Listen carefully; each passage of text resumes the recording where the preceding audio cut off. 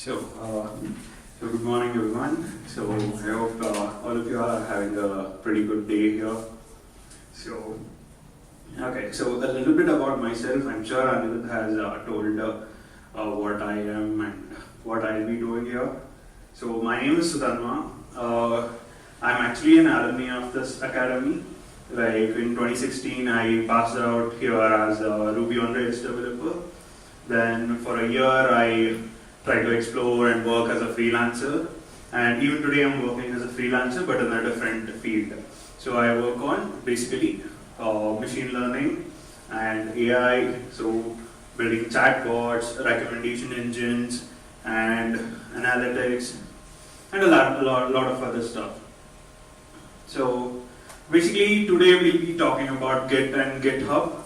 So what I want you to do is do it along with me. So just don't wait, just sit there and listen to the lecture.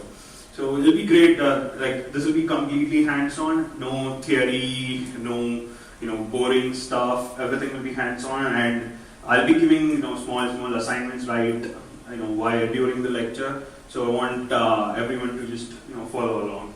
That'll be really great. Okay. So everyone has got the link to install the thing. Everyone has Git installed in their laptop.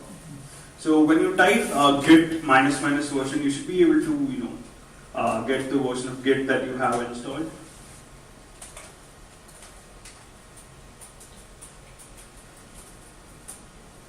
So just open command prompt or terminal. So just try and type Git ---- version.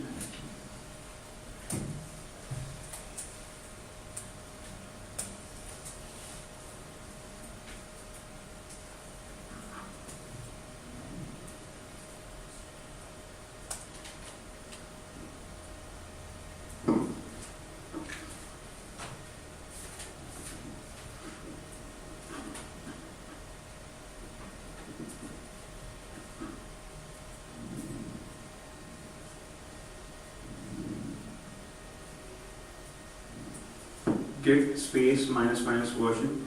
So you should be getting the version of Git that you have installed.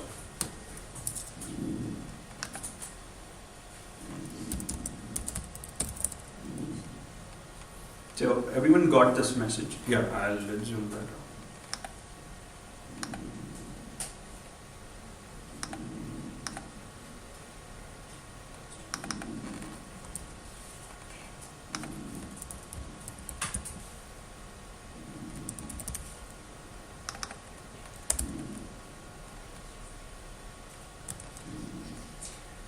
Is it visible?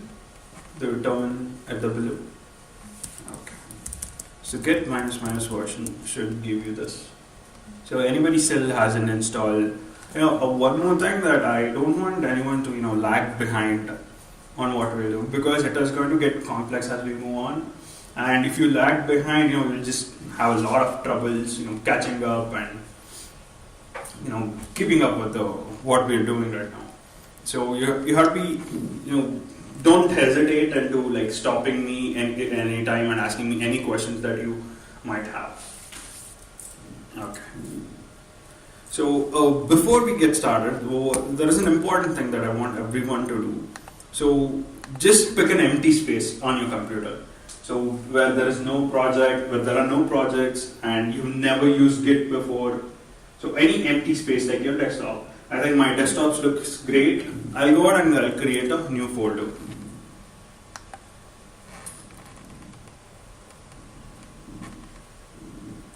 So call it hello-DCT. I'll just type it out here.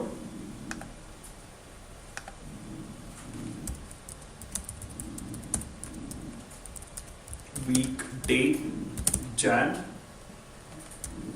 2019.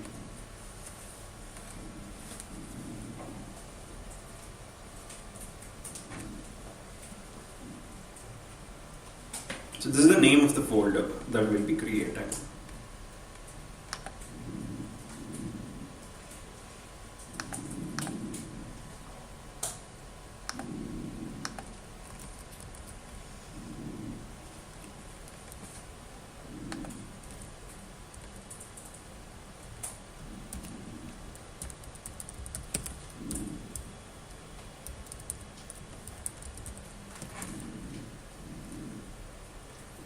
Sure, and I want everyone to be very careful while working on all the folders, and do not put one folder inside another. So every time I ask you to create a new folder, make sure you create it outside of what the existing project that you're working on.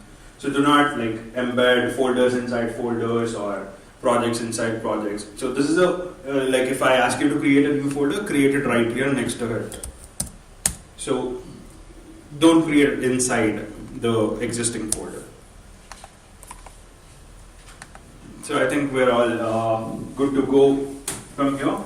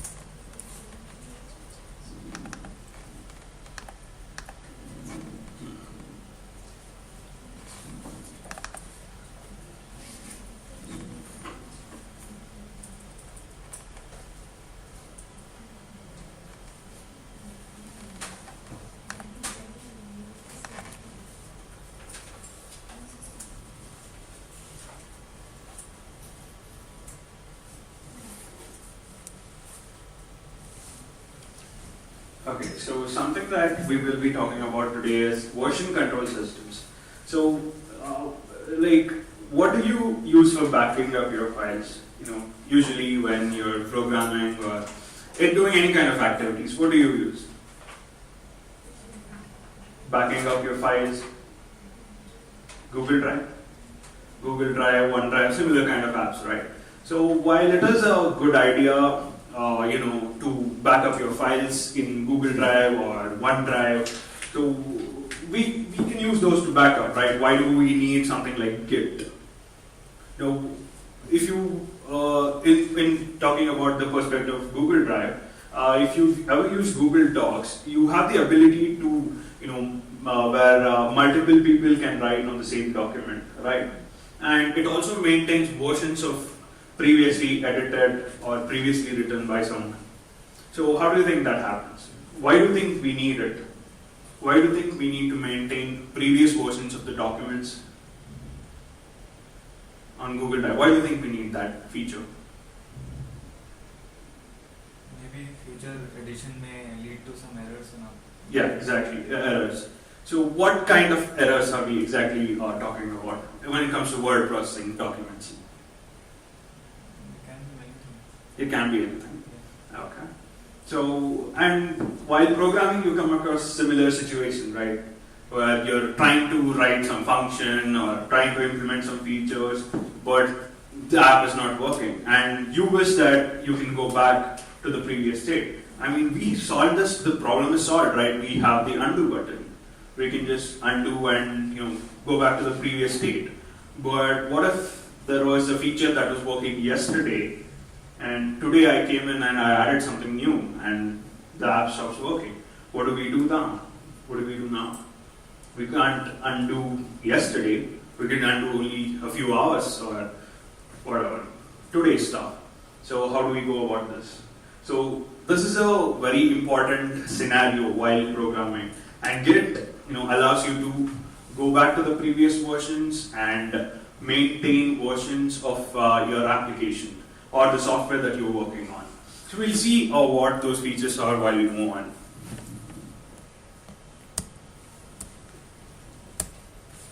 So some of the examples that I wanted you to see. So you all use Windows Explorer, right? Or it can be Ubuntu, any file system, basically any operating system. So they all keep versions of the files. When you go to recycle bin, you can see like when was this file edited or when was this file created. Or again, Google Drive, Dropbox. Wikipedia is an interesting site again. So every article that you read or that you go through is written by somebody else, and a lot of it is edited, and Wikipedia maintains all editions of all whoever edited the articles. So that is one another good example of where you can see versions of software. So when do you save as a programmer? When do you save? When do you save a file? Very straightforward question. When do you save a file? When we are done with the application. When you're done with the application. Like, what is the intuition behind saving the file? Do you always save it when you're done with the file? We'll see what it is. Every minute, every hour, whenever you feel like, when there's a large amount of change that is made, when there's a long pause in editing, when you're working on something and then you walk out, something like that, and whenever you feel like. So what I want you to wrap your head around is, there is no right time to save the file. And when it comes to Git, you have a similar scenario where you want to save your current situation, where your current code base. And there's no right time. Nobody knows when to save. It's just like natural intuition. You as a programmer will know when to save, when not to save. So coming to Git. So what is this about? So if you recall, Linus Torvalds was also the one who built the Linux kernel. So if you're using any kind of Linux-based operating system, this is the person that wrote the kernel, the initial kernel of Linux. And surprisingly, all of it is open source, which means you can go edit, build your own operating system, download the code, do anything you want with the code. And while developing this Linux operating system, he came across this problem, wherein there are hundreds of people working on the same project, and a lot of them are making errors. So how do we keep track of all these errors? And in the aid of development, he decided that Git is a software that solves this problem, and he went ahead and built it for us. And he also open sourced it, so that we can also use it. It is free for everyone.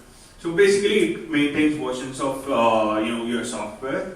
And one more important thing is it lets multiple people contribute to the same code base.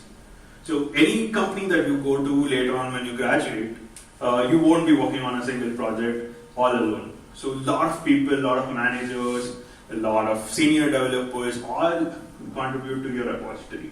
And how do they manage? How do we go about this? We'll actually see a demo of it. All of us will be contributing to one single repository. So for now, just some basic stuff that you need to know before we move on. Again, distributed version control, meaning that multiple people can contribute, multiple people can make changes, edit changes, download changes. So users keep entire code on their machine, and also it does not require internet in some cases. So if you take Google Drive as an example, it requires internet all the time. So any edit to be synced between. But Git, wherein you can work offline, and then when you connect online, you can push the code up online so that it is always backed up. So you don't have to always rely on the internet, but of course internet is the most valuable thing that we need right now. So anyone can make changes, but only restricted people can accept, and only admins can accept the changes. Can be pushed online or pulled locally. So I have made some changes, I will pull it online. So how do you get the same changes on your laptop? You can pull it down online. We'll talk about push and pulling later on as we move forward. So what is a repository? Now every day you start using this term repository. So what is this? What is the difference between a folder and a repository? So a folder, Store. yeah, sorry? Store. Yes, to store something, right? But when it comes to, in a scenario of Git, So when you start using it, your folder has a hidden file inside it. So basically you have your workspace, your folder, workspace, and then it adds a hidden file, .git file.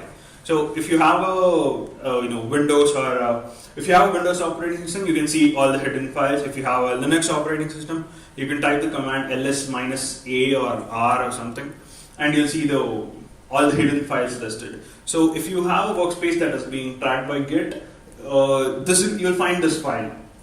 So this is the file. This is the software that takes care of all your problems. So it is the one that is keeping track of your files.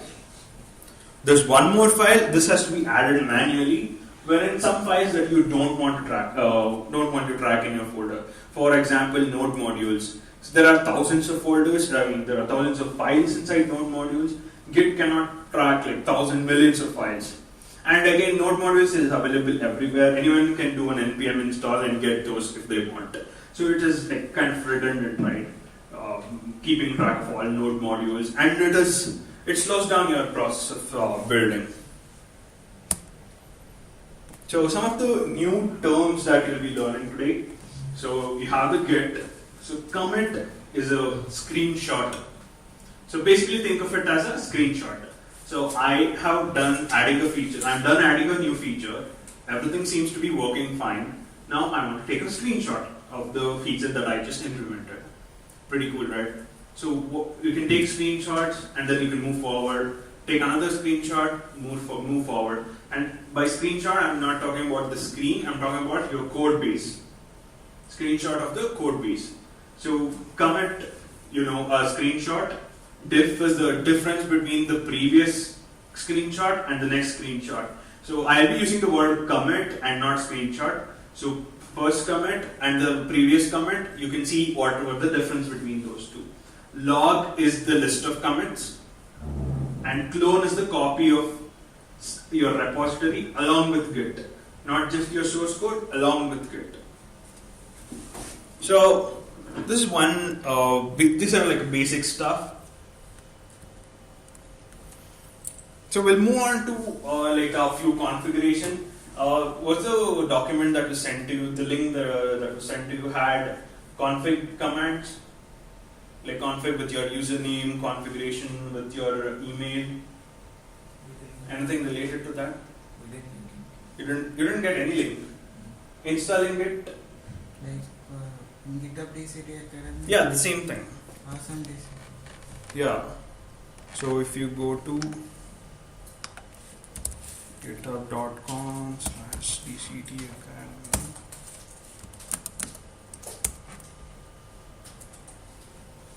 So if you go to this link and if you click on steps to install Git in GitHub.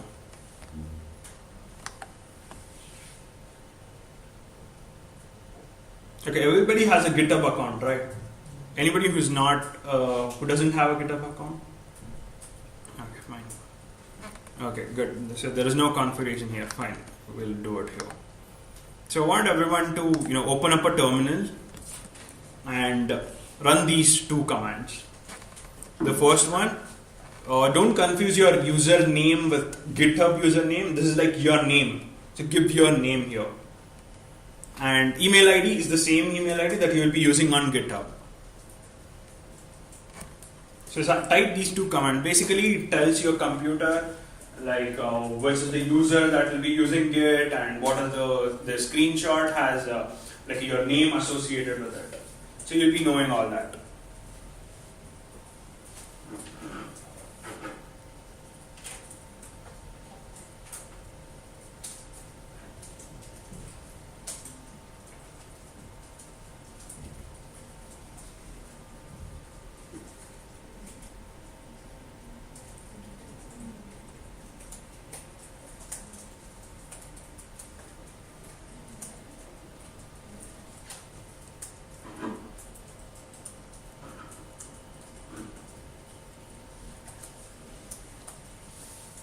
So if you get any errors, just let me know. Please don't lag behind that because it's going to get complicated as we move on. And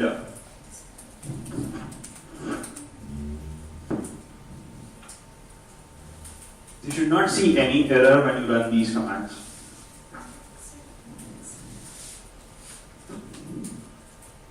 Okay, so let's check again. You have typed user.email, user.name, all of that. Git config ---- global, user.name space your name.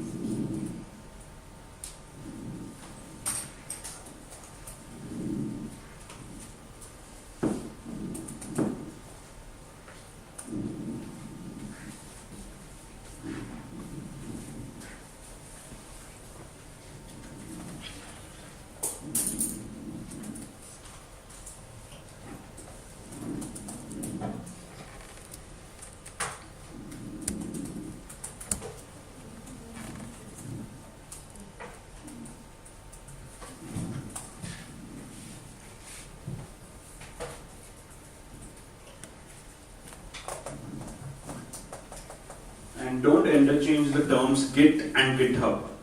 Git is a software that you're installing locally on your machine. GitHub is a website, it is a tool. It also has Git installed inside of it. When you write your code, Git is keeping track of it and you push the same thing to GitHub. So that is the idea. Don't interchange or confuse these two terms. GitHub is a website, it is a company, it is a place, it is a tool. This is also a tool if you consider it. Git is a software. It is installed locally on your machine. For GitHub, you need internet. For Git, you don't need internet. At least to get started off with.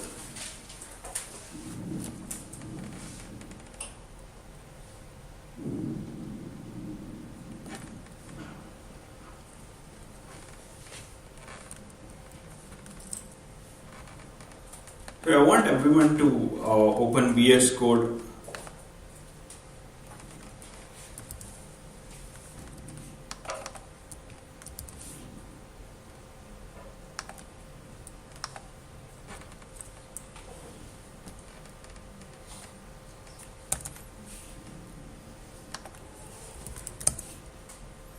So I've asked you to create this folder. Everyone has this folder created, right? So click on File, open that folder. Now do not create workspaces as of now. Just open that single sole folder.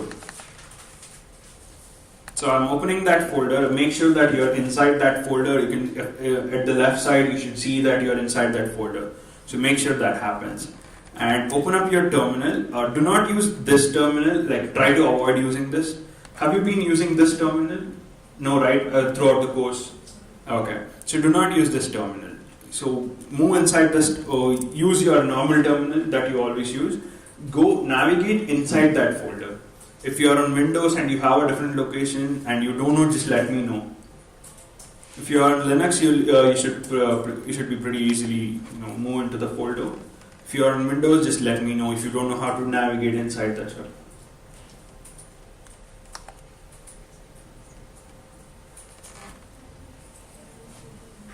So your prompt should be inside that repository. Everyone is comfortable with command line, right? Like moving into folders, creating folders. I'm sure at this point of time it shouldn't be a problem.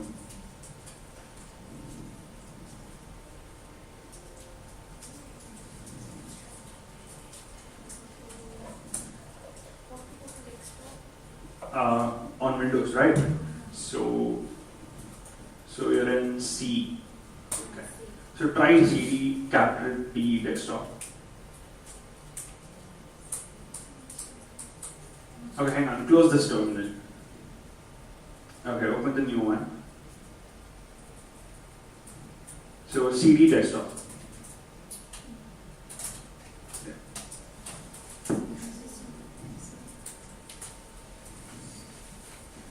Great.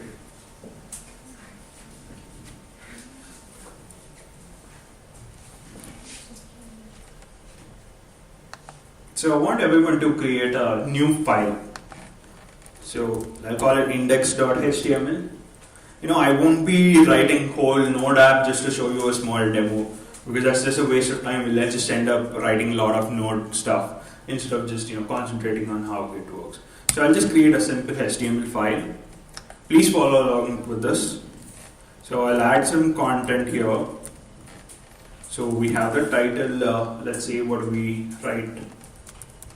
So I think this is a pretty hot topic right now. Don't worry, I won't spoil anything. So yeah. Okay.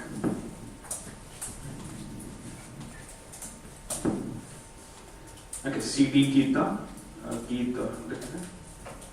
No, go inside that. Yeah. CD desktop. DES desktop. You type it, it will be there.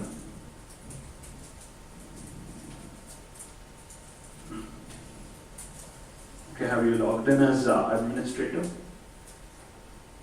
Just type DIR.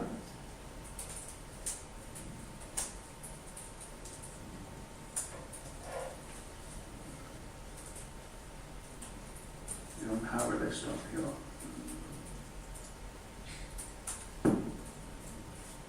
I think you might have moved or did something to the desktop. Okay, it should be here along the same path. So try doing it in documents or download or something like that. Later on, create. So just CD documents.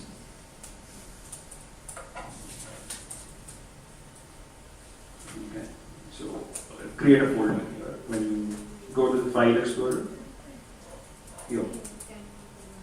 MK, do you have works in Windows? Okay. Just create a folder and then move inside that folder. So yeah, write some content, anything that you like.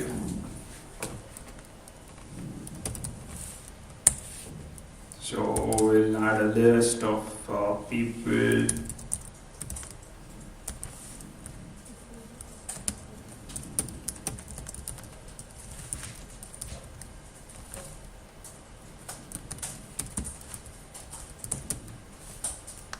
Sure, I think our app is perfect right now. So if we go here,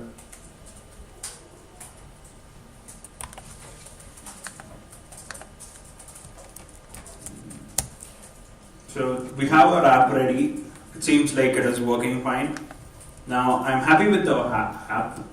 So the first command that you'll be running here is git init. This is the command that you'll run only once.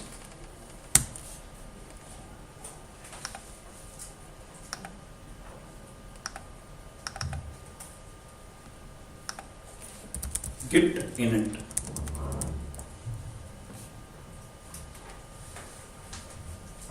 So what is the message that you see? Initialize empty repository. So something happened in VS Code. If you notice at the left side, it turned green. And don't rely on VS Code for this. This is just a user experience wherein it is showing you that okay, you are using Git. Something like a good user experience. So don't always rely on VS Code for this. So make sure you always use your command prompt because that will be the latest one always. So the next command is git status.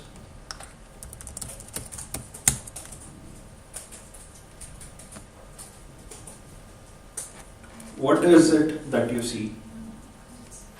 No comments. So we haven't taken any screenshot. It knows there is a file. It knows that it is not being tracked. So Git has already started taking over your application right now. So the next command that you'll be running is, so there is something called as a staging area wherein I tell Git to continuously keep track of changes in the file. So what I'll do is git add index.html and on other note git add dot. So don't run both the commands, run any of the commands. This is for a single file. This is for all the files. So I want to put all the files in staging area. So let's see what happens when I run one of these commands. Git add dot. So which means put all the files inside my repository to the staging area. And then type git status again.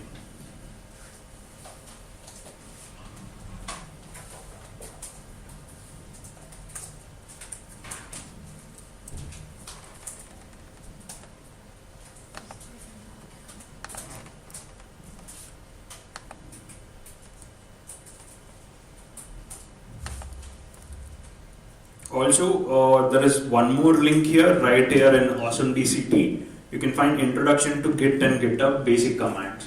So all the commands that I'll be doing will be here. So no need to like write down your notes or something. Don't waste time writing down notes.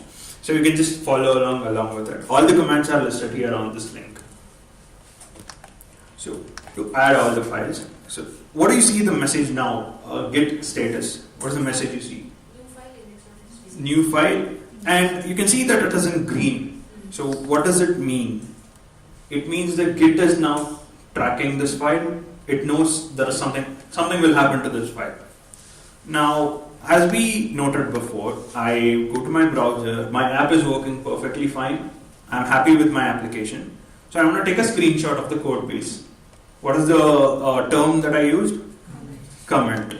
So the command for commit is git commit minus -m double quotes a relevant message. So this is my first commit. So the convention that I follow is initial commit. So I'll go ahead and run this command.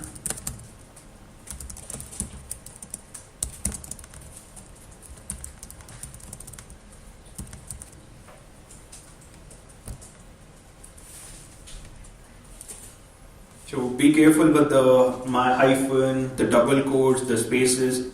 Type it exactly as I've typed here.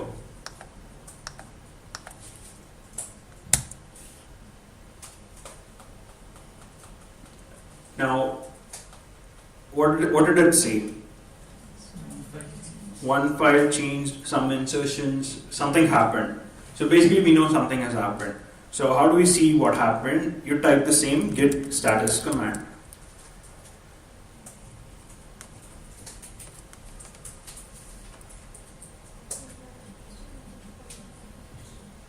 So on branch master, working tree is clean, which means there is nothing, no changes that have happened in the past times. That is what it is trying to say. So how do we see what we just committed? That the command is git log. Type git log. So what do you see when you type git log? So we committed once. So there is a unique ID associated with every commit, and the latest commit is called head. Latest commit is called head. It will be in the master branch. We'll talk about branches later on. Just get to know what it is. So it also has the author with their email ID, their name. So the username and email that you configured earlier is for this, and also it has date associated with it. And also the message that was given for this commit, initial commit. So type git status again. On my nothing to commit. Get back to the index.html that we had. So we'll make a few changes. Come on, give me some characters. Any characters that you like? Spider-Man, yeah, of course. Spider-Man? Yeah, Thor. Yeah, I think this is enough. So now what do you see? VS Code is trying to tell you something, right? At the left, if you see something in your own computers, what is VS Code trying to say? Something yellow-ish, right? It is yellow, orange-ish, something is happening. So what is the command to check what is happening? What is the command? Yeah, git status. So I want to check what is happening. So what is git saying? So it knows what is happening, right? So you can already see the power of git. It is keeping track of every single file and all the changes that is happening. Now I know something has changed, but I want to see what the changes was. So I'll do a git diff.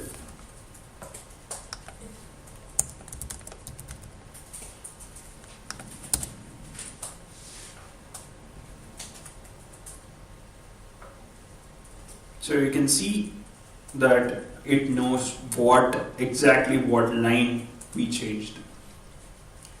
So we added Spider-Man and Thor. And also if you come back to index.html, I'll just remove, let's say I'll remove Iron Man and clear this out. So git div. So you can see it knows that I've removed a line.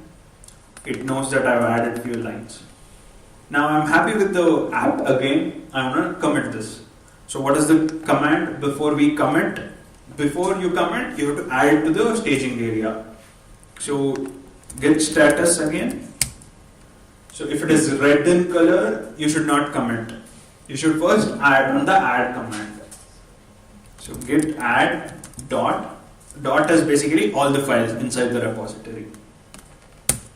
Now if you check git status again, it is green, which means good to take a screenshot, good to commit. So I'll go git commit -m. Always give relevant messages inside your commit. So don't just say make some changes or updated something. That's a very bad habit. It's just like naming your variables. Like when somebody else is reading it, they should know what changes you made. So I'll give a relevant message: added Spider-Man and Thor. Seems like a relevant message, right? Especially when you're working on bigger projects, you'll be given like a format where you have to follow in companies fix, whether it was a bug fix, whether it was a feature addition, or like a version like 1.1.2, 1.1.3. So you'll be given like format, syntax, something like that you have to follow in your companies. So I'll commit this. So seems like everything is fine. So git status. Please use git status and do not rely on VS Code, because often there are a lot of bugs in VS Code. It is an open source project, so be careful to not rely on VS Code. Use command prompt always. So git status, everything is clean. What's the command to list out the commits? Git log.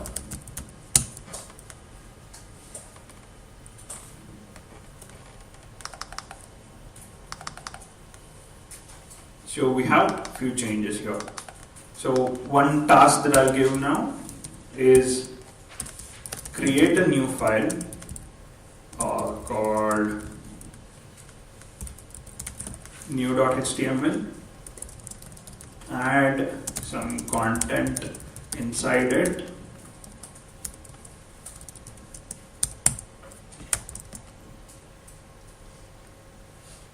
use all the commands above and create a command. So be sure to use your git add, git commit, git status, git log, git diff.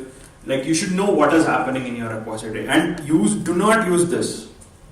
Do not use git init, because you only do it once per project, only once per project. If you're creating a new project, then you run this command. Because if you run this again, all of your commits will be destroyed.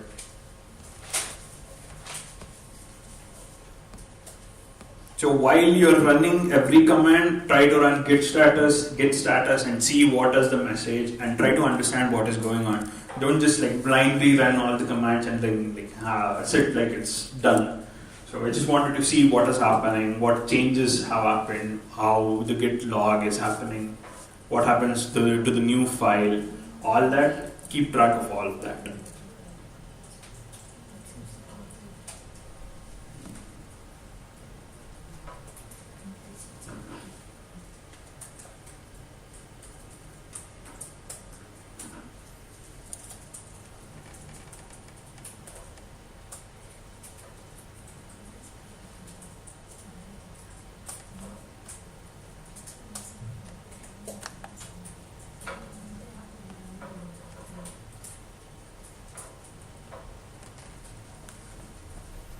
So while you're doing this activity, always think of it as like you're adding a new feature, you're doing something else. So there is no right, please come. So there is no right time when to commit, when to check with the status. Always like, you should have that intuition, what is going on in my project. And it makes you a bad developer if you don't know what is inside your project, right? So just have an idea what is going on in my project. Where are the files? What are the changes that we have? All that's like, know what is going on. That's part of it.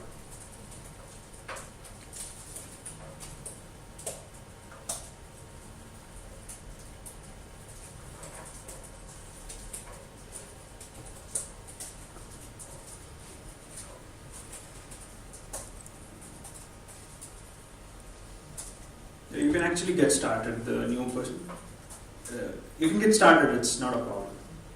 You've not missed much. So.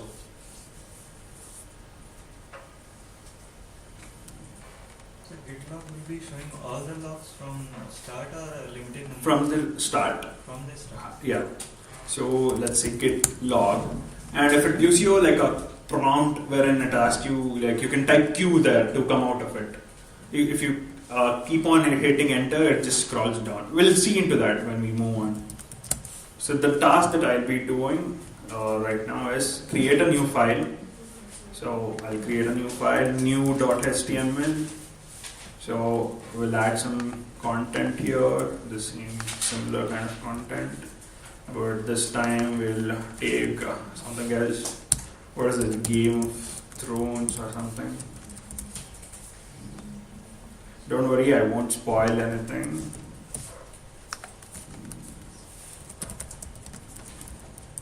So Game of Thrones. We have a list.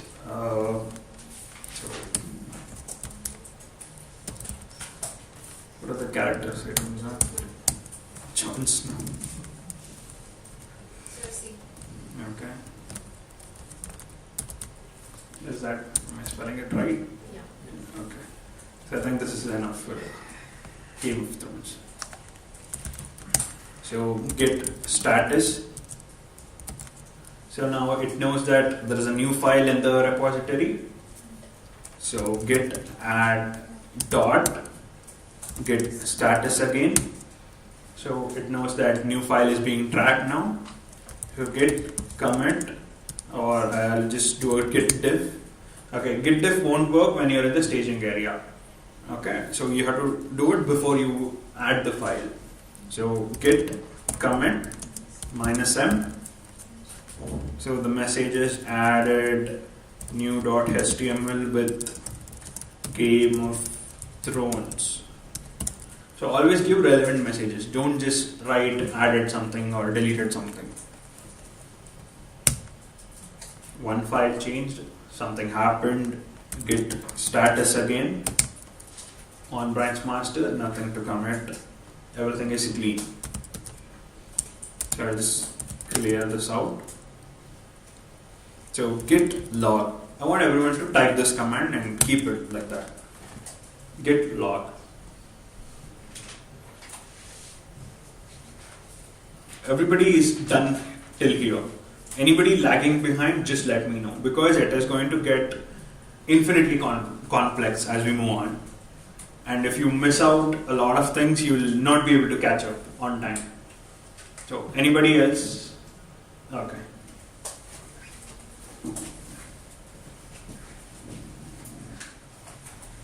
We can get started with the installation. So just open Chrome. You have Git installed, or you're familiar with it before? Okay, you know the stuff, right? Okay, you have it installed, configured.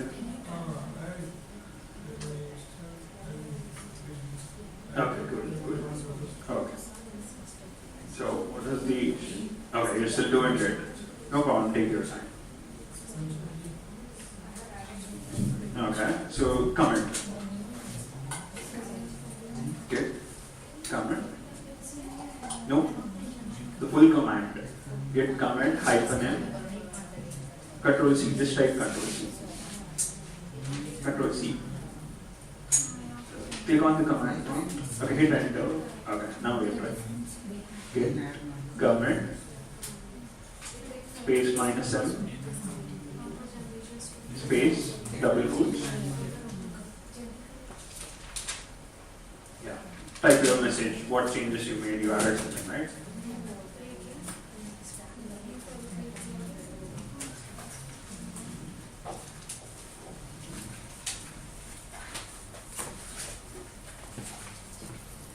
So you see these unique IDs generated, right? So what do you think these are for? So these are your screenshot with your unique IDs. Now here's the fun part where we start, seeing the power of Git, actual power of Git. To be honest, so I want to see what. So 1155 I made some changes here.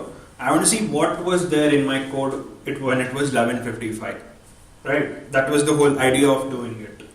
So what I want everyone to do is select this hash for the commit, copy this, basically, I clear it out. The command is git checkout the hash.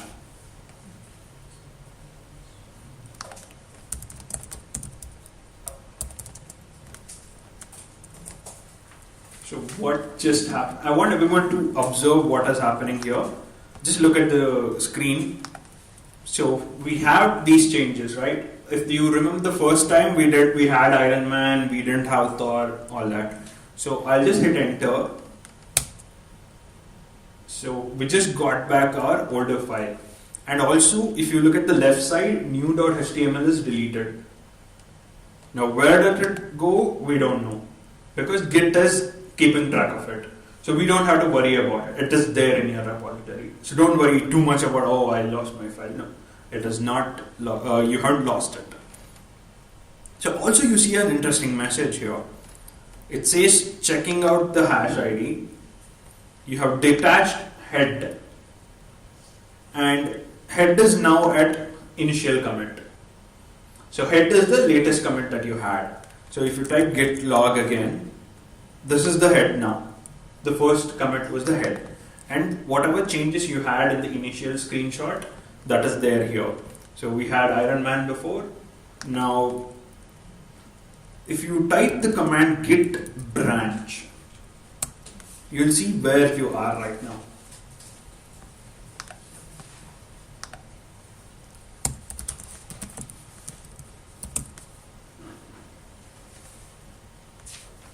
Notice how master is here and head is detached at some place. So, which is your main branch? Your master branch is your main branch. So, always you will be working on your master branch. Now we have detached a single commit. So, if you look at the board,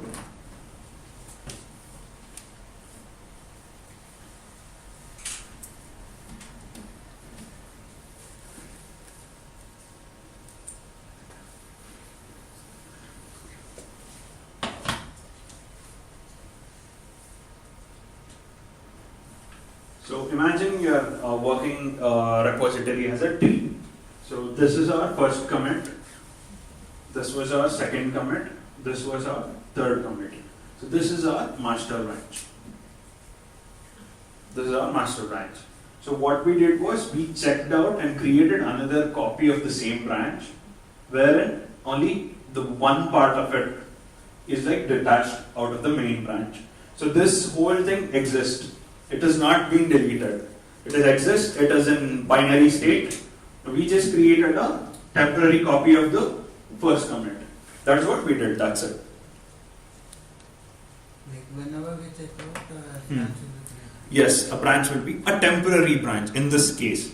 In further lectures, we'll see what happens with permanent branches. So these are temporary branches created. So how do we get back to master? So we're in the head branch right now. I saw the changes that I needed. I'm happy with the whatever changes that I wanted. So git checkout master. Checkout master. Notice that the new file is back here. And in index.html, Iron Man is gone and the rest of them are right here. So it makes sense, right? So if you type a git log, all of the commits are back. Git status, no changes. And git branch, master. Right?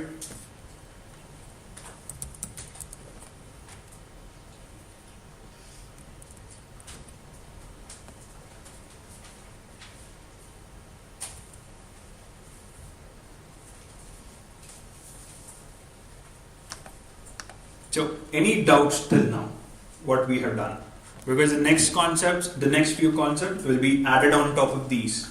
So you won't be ignoring any of these commands. So you'll be continuously using all these commands. So if you're lagging behind or if you did not understand, just let me know.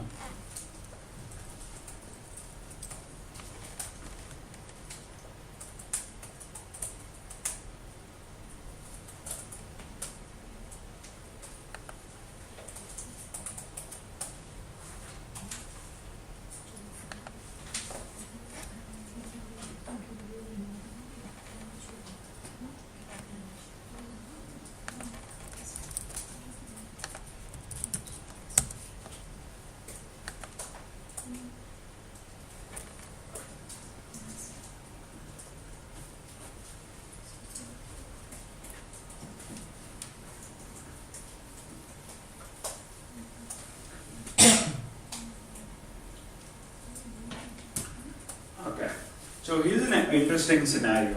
So you have your project, you're working on your project, so you are yet to implement a new feature, but you don't want the existing project to break or any changes happening to existing project. Any new changes that you are adding should not affect your existing project, right? So how do we solve this problem? I want to keep, of course you can create a Control-C, Control-V and keep another repository, but we don't do that. Because we are developers and we don't do that. So we'll be using Git, we'll create branches, we'll create copies of the existing project. We'll see how it goes. So type this command, git branch, give it a new name. Let's say we are adding something, a new file, I'll call it show. Or let's see, okay, Justice League. We'll call it Justice League. So git branch Justice League. So I'll run this command.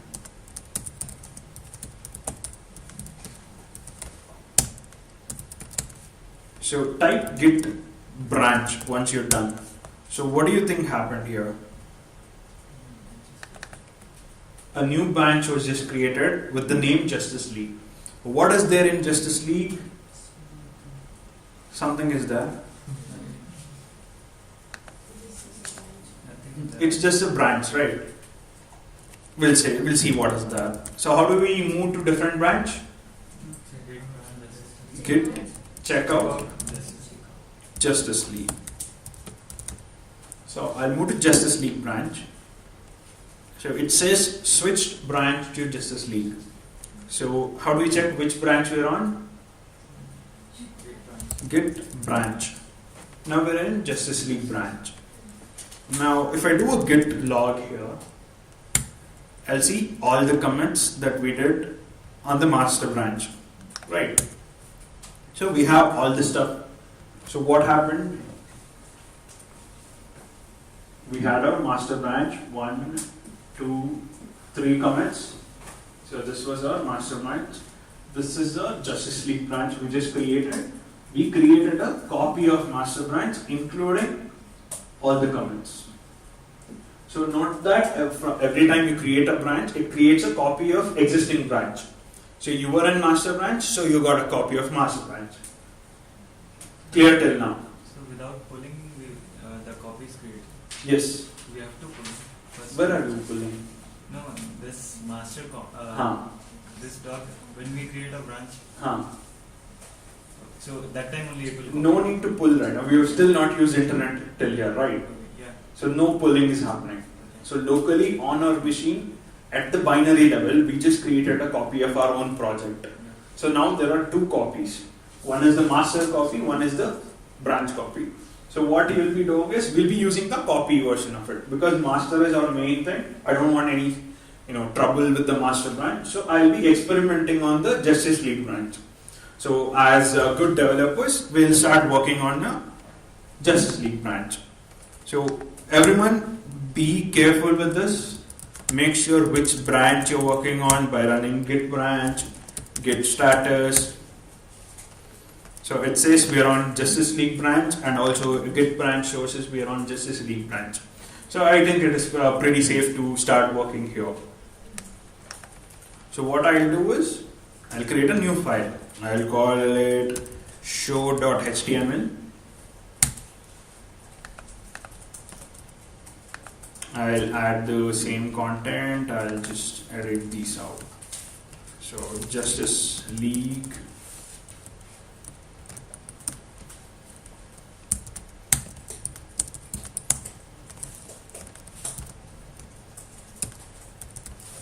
Justice League, we have Batman, we have Superman, we have Wonder Woman.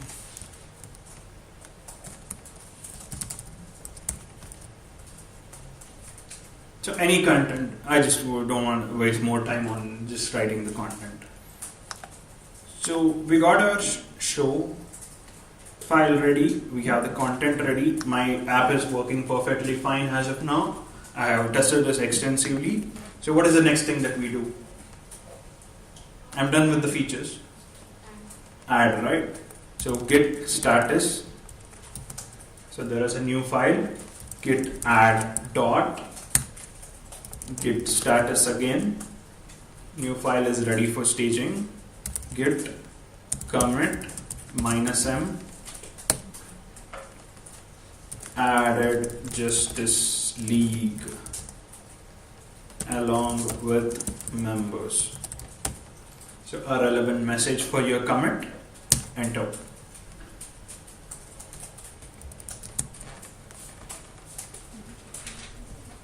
So everything seems to be fine here. So if I go git status, we are still on Justice League branch. Nothing to commit, working tree is clean.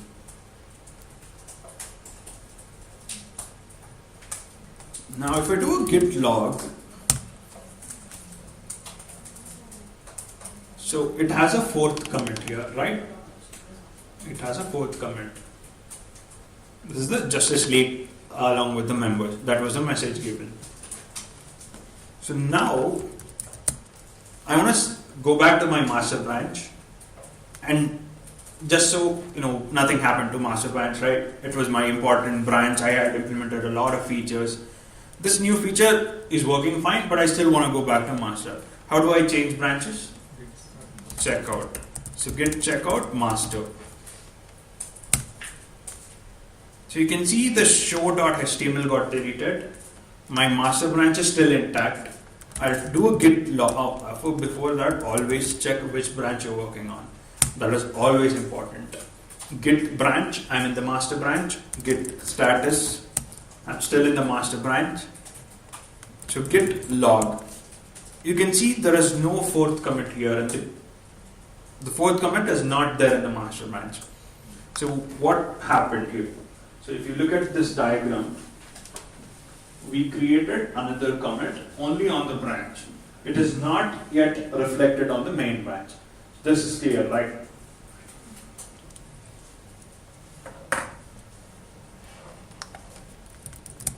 Okay, so it seems like I'll go back to Justice League, git checkout.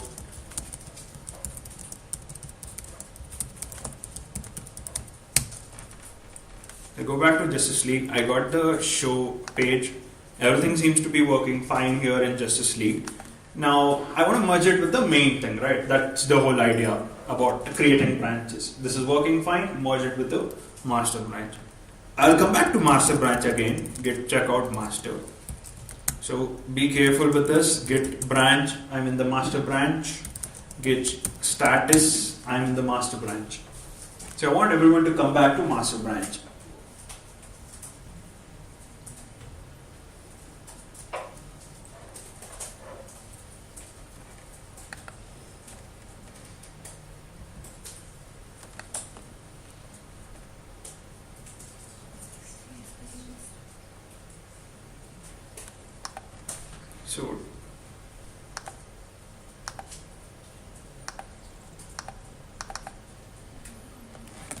So git checkout master again. Now I'm happy with the changes in Justice League branch, right? I want to merge it with master branch. So the command is git merge master with Justice League. git merge master Justice League. So you can see the show.html appeared here with all the content that we had, Justice League stuff. Now we have all the 3 files here in master. If I do a git status, I'm still in master branch. If I do a git branch, I'm still in master branch. If I do a git log, you can see that the 4th commit is here in master branch now. So when we merged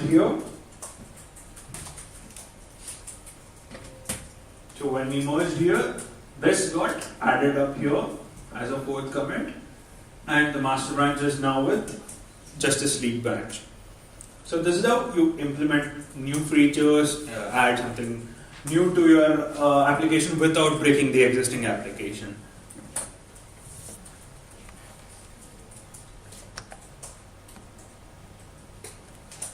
So one more task now. So any other TV shows or movies that you people like? Suits, okay. I think not everyone knows the characters in them, like very common. Mycroft's main. No, any familiar, like everyone should be familiar with the characters. Harvey. No, not many are familiar, right, with Harvey Specter. Yeah. Like anything simpler, like superheroes, like everybody is familiar with it. Okay. Friends, okay. Any TV series, okay. Let be your own favorite TVs. Create a new branch. Create a new branch called your favorite TV series. Second one, check out to the branch, add a new file called edit.html, add new content inside edit.html,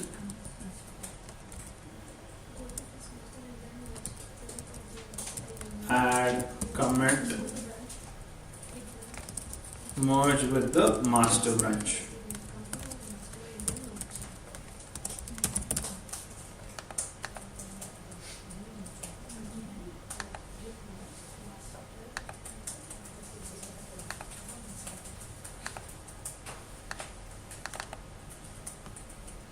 So this is the activity.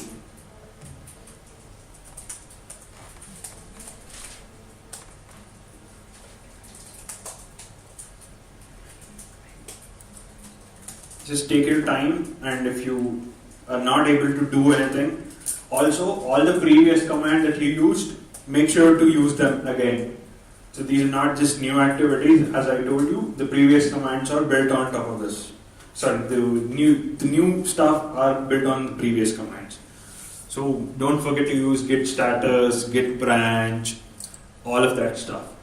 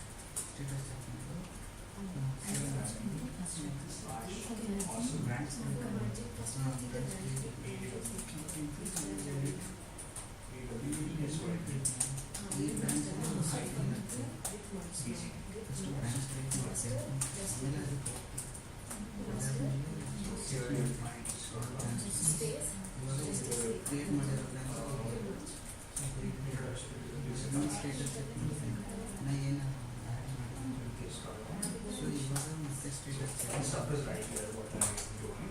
So D1 just try to follow these. So if you have any where you can get any hands out, just let me know. I'll share the videos with you.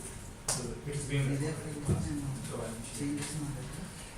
Because again, I can't teach you individually. We can do it afterwards. So for now, like, follow along with someone else. That'll be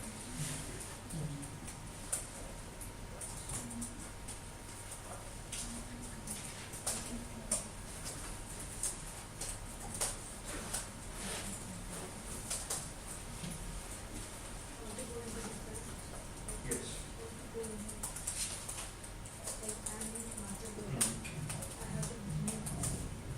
Get to check out.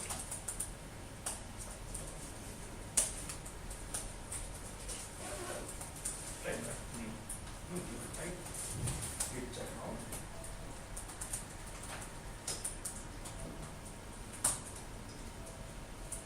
The branch name, your favorite names.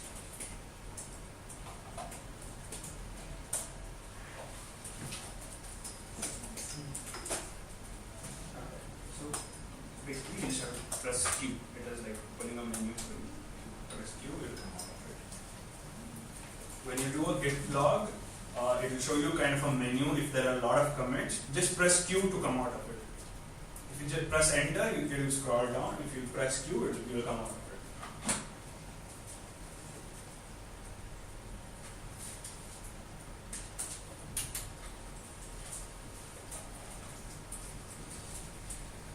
I'll be back.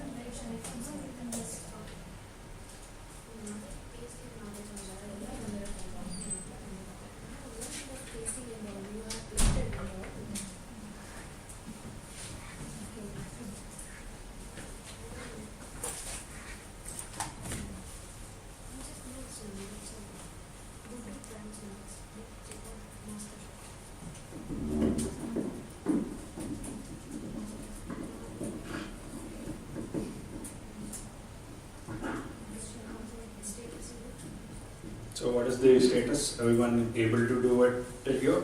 So I'll just quickly do what was the task given. So if you missed out on anything, just follow along.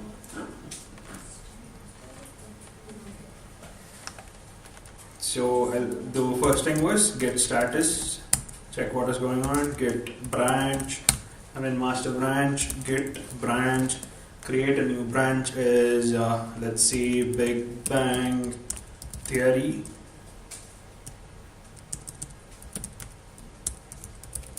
So I created a new branch. So get branch. So I have my branches. Get checkout Big Bang Theory. Oh, okay, no problem. So it's Big Bang Theory, no problem. So get branch. Big Bang Theory branch. So as the task says, we'll create a new file, edit.html. So we'll add these content here.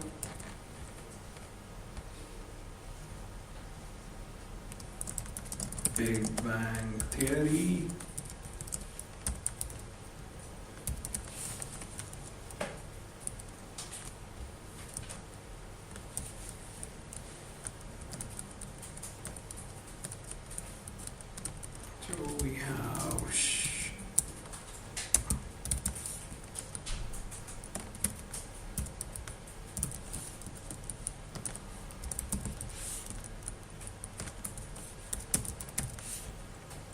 So we have the characters ready. Get status, get add dot, get status again, get commit -m, added Big Bang Theory with their characters. Get status again, nothing to commit. Get log, we got the commit again. Clear. Get checkout master. I'm back in master. Edit is deleted from disk if you see here. So I'll just close it. So get status here, get log here. Only Justice League was the latest head commit. So get merge master with Big Bang Theory. So it merged, we got the edit.html along with all the changes that we have made. Get log. Get log. So we got our commits. So everybody clear till now? Any doubts on top of these activities? So comfortably you're able to merge branches, create all the stuff, right? Okay. Now we'll move on to GitHub. What we'll do is just go to your own account, github.com/your username. So I'll be going to my account, you just go to yours. Is it visible? Okay. So at the top right corner, you'll see a plus here. So click on new repository. So it is a good practice to give you the same name that we have given in our local machine. So what was the name given? Hello DCT weekday Jan 2019. So hello DCT weekend Jan 2019. So don't give any description, don't make any other changes, just give the name of the repository and click on create repository. Now you should be redirected to the repository page, your github.com/your username/your repository name. So you should be here right now. Done? Take your time, no problem.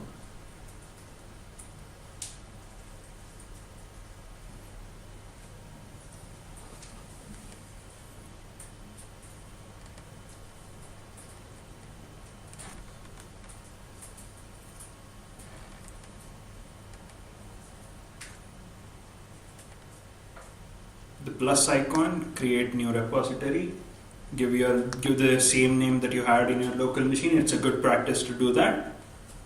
And then create repository, and you should be in github.com/your username/the repository name.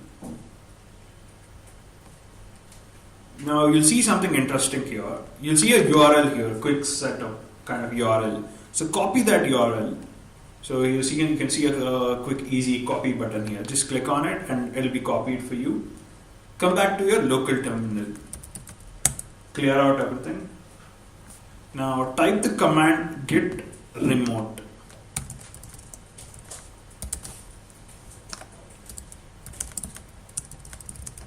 So it should be empty, right? You should see no output here. So what we are basically doing is a remote as a connection to the online repository. So we have an online repository, we have an offline repository. Now how do we tell Git and GitHub to communicate with each other? So that is what is your remote. So the command to add a new remote is git remote add origin. Origin is the name that we have given. It is a convention that we follow. This can be anything. This is just a name given. Add is the command, remote is the command, origin is the name that I am giving. My origin is GitHub. That is the name that I am giving. Origin, then paste the URL. Oh. So if you copied this URL before, paste the URL. So I have this git remote add origin and the whole URL along with the .git at the end. So git remote add origin. So I'll just paste this URL. Sorry, I'll just paste this command. Git remote add origin URL. Now type the command git remote again and see what do you see.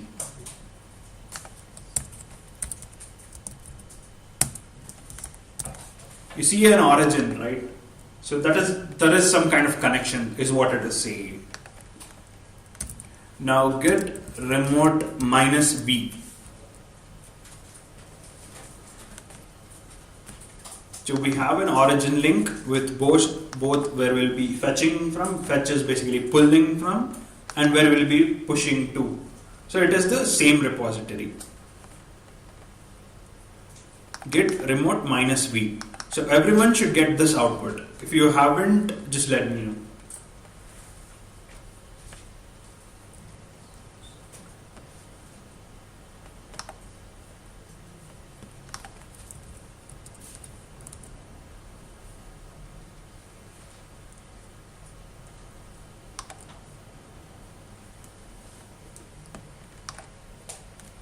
And now the ultimate command that we'll be using for the rest of our life. Git push -u push to the remote called origin, the master branch. This is the command. I cannot run this command on my laptop because I have a lot of security credentials for GitHub. Like nobody can push without using, so I have to do a two-factor authentication. So I'll be using a third-party app to push because I have stored all my credentials in GitHub. So you people are not allowed to use that app. Okay. So all of you should use git push origin master, because if I try to push it, it will give me an error saying that you are not authorized to push. So it'll ask me for username, it'll ask me for password, but if I enter them, it says invalid username or password because I have two-factor authentication enabled. So nobody can push to the repository without some private keys and credentials. So for you people, it should be totally fine. So what is the message that you see?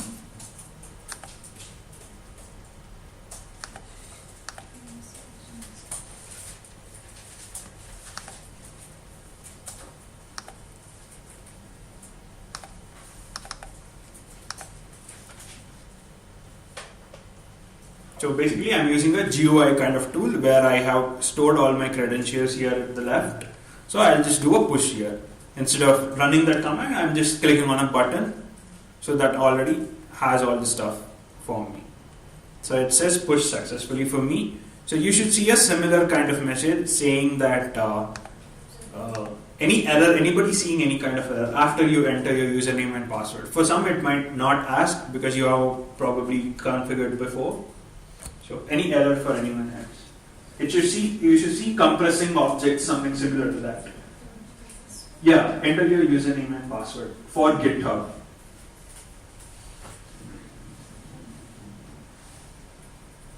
Yeah, that is the message. No errors. Compressing. For some you might get a prompt, for some it might ask right inside. Yeah. Set up to track Yeah, it's done. Yeah, it's done. You should see the compressing objects kind of message. Yeah. Sorry. Yeah. What happened? You were not able to push. Yeah, you can do it again. Yeah.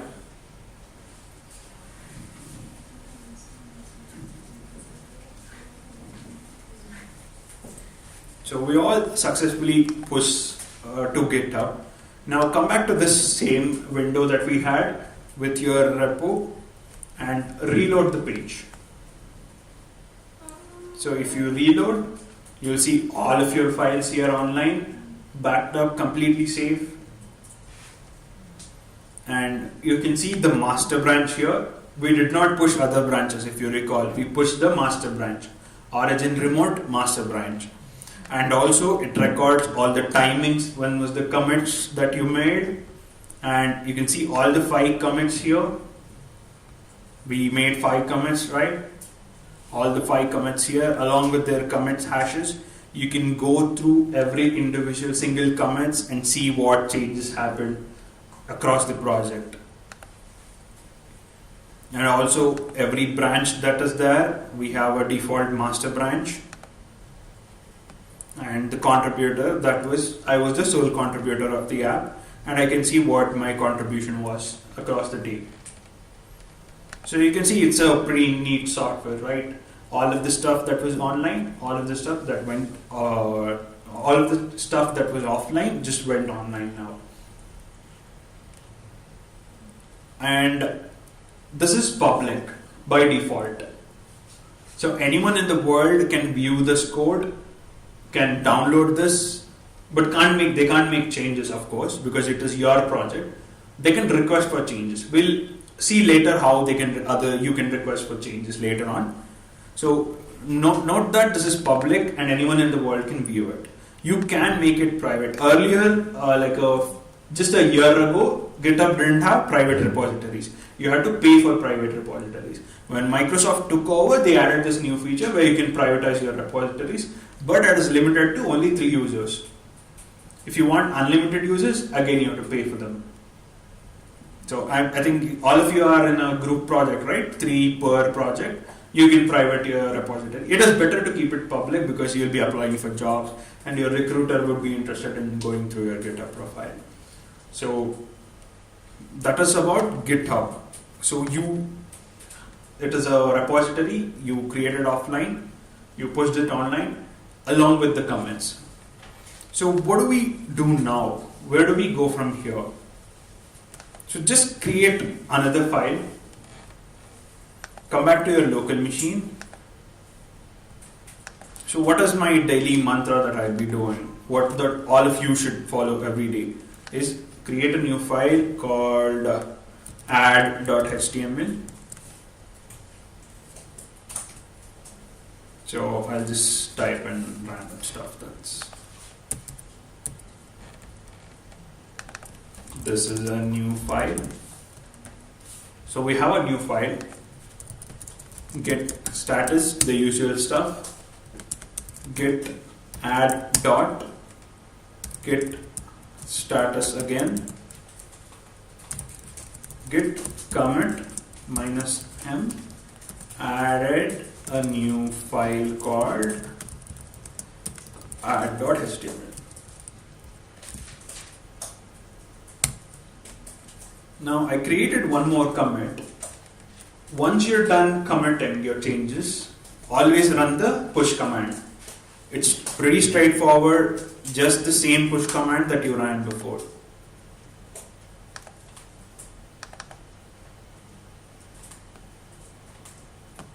Git push -u origin master. The same. I cannot run this command, so I'll just go here. I'll do the same push.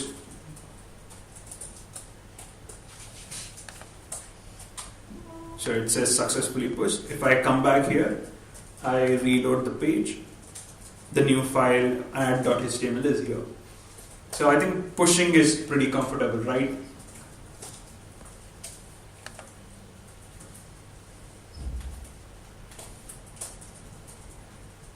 Okay, one more important thing I missed out before we move on to the next activity. So I want everyone to create a new file. Call it .gitignore. So create a new file called .gitignore. No spaces, no hyphens. It should start with a dot and a gitignore. So if you look at the VS Code at the left, you should see that file here. Now it is an empty file. Before that, as an example, also on your root folder, create another folder called node_modules. Inside node modules, create another file. Call it, let's say, library.js. It can be empty. It doesn't have to be, always have a lot of content. So at the root, create node modules, just like your node project. Inside that, there is a library.js. So just add some content inside library.js. This is library.js. So like I said, don't rely on VS Code. As you can see, node modules is added here and it is not turned green. For some of you, it might have turned green. So git status. So here you can clearly see there is gitignore, there is node modules.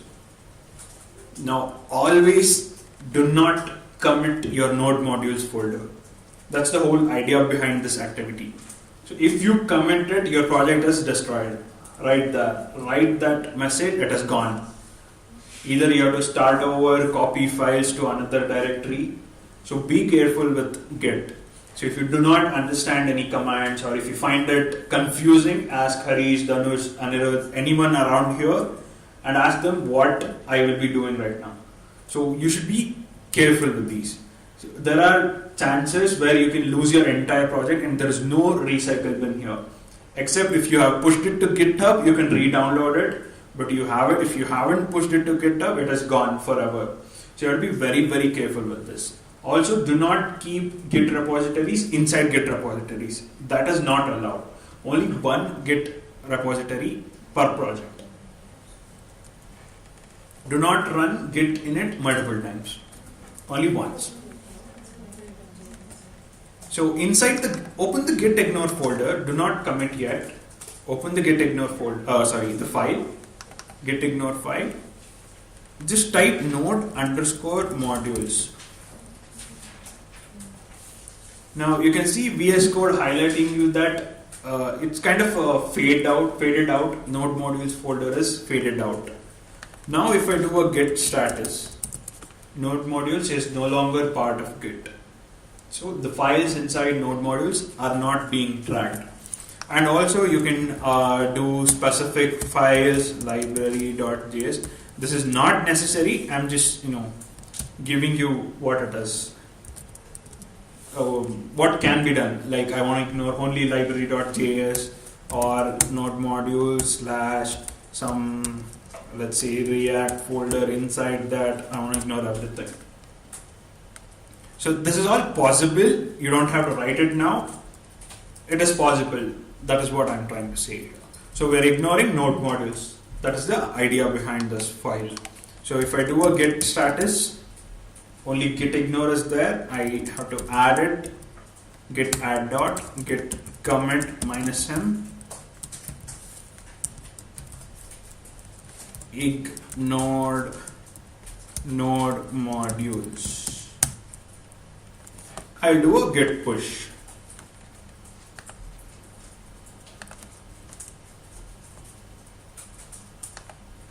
So I'll come back to GitHub. I will reload. You can see your git ignore file here in GitHub, but node modules is not here because we ignored it.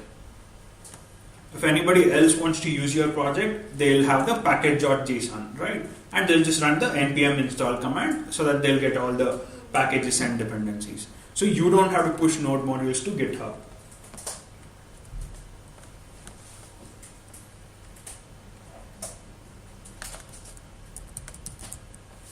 And also while running git commands, make sure you're inside your project, inside your folder. Don't just run it at random places.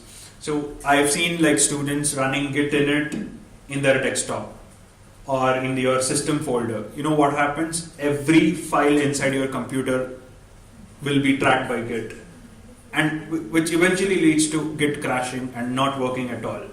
So removing it is again a painful process.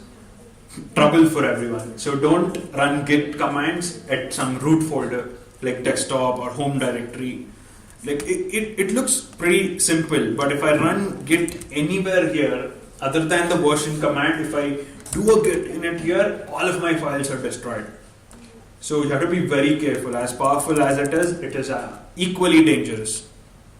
So do not run it at random places. Always go inside folders. You can create subfolders, but do only git init once. So that is very important. So everyone able to ignore a file, right? It's not an issue, right?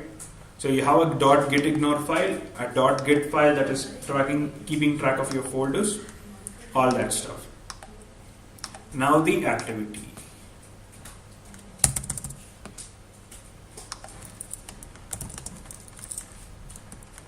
Okay. Which are the projects that you worked on till now? Contacts, task, not task, ticket master, something, right? So, which one is not on GitHub? The contact is not on GitHub? Okay, the contact one is not on GitHub. So, go to the contact project repo. Make sure you navigate inside it. Git init, ignore node modules, git add, commit,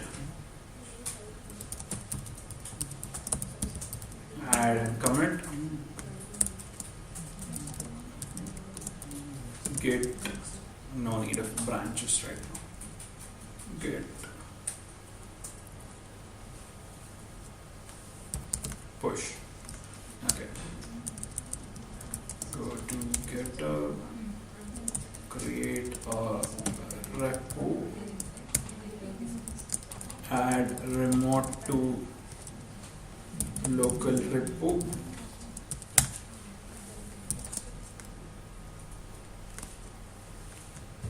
git push.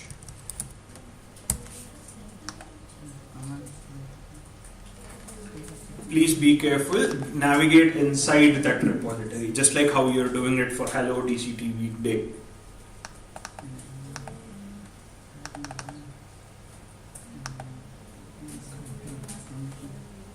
We can create one more remote. Like Yes, all of the previous stuff you did is not related to the new one. I have one more, like Heroku, I have uploaded. Uh-huh. So Yeah, that'll be different remote. For Heroku, it'll be different remote. We'll also see where we'll be using multiple remotes. So don't worry. We'll go into all this stuff.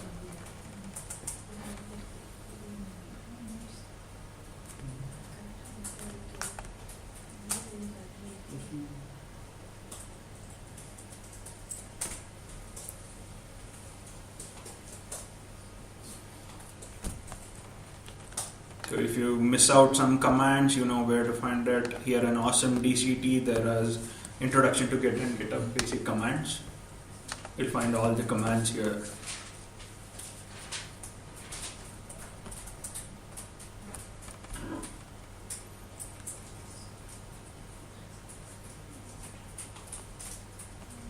Make sure that you ignore node modules. Do not add node modules to your repo. That is why I've specified it before running the add or commit command. Once you've done git init, ignore node modules. Right away, you have to just do it at the beginning. Because if you by mistake add node modules, it is going to cause a lot of problems.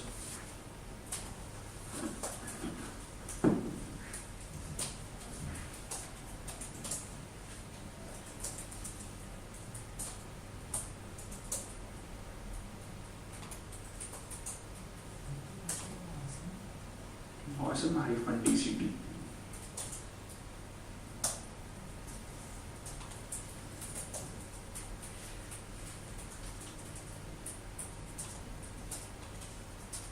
So everyone has to do it because Anirudh will be checking all of these tomorrow.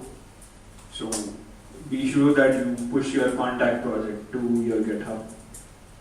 At least by the end of the day, if not right now.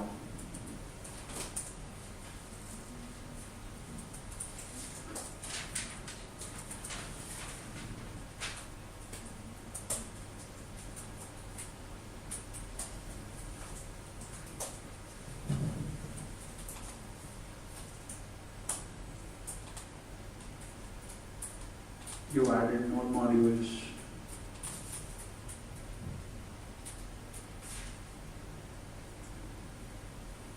That is why you'll get all these errors. Yes, yes. So don't run git init again. Oh, you did? Okay, no problem. It might have destroyed your commits if you had any before. Just cancel this. This will crash. Your computer will crash right now. Just Control C. I told you many times to ignore node modules, right? Do not include node modules. And I also told you to use git status to check whether it is being ignored or not. Just type Control C multiple times till it comes back. I told you it will crash. It did crash. So Control C multiple times. Yeah. Okay. So this is your contact manager, right? Okay. Open that folder. So what you do is just click on view here. View. The top.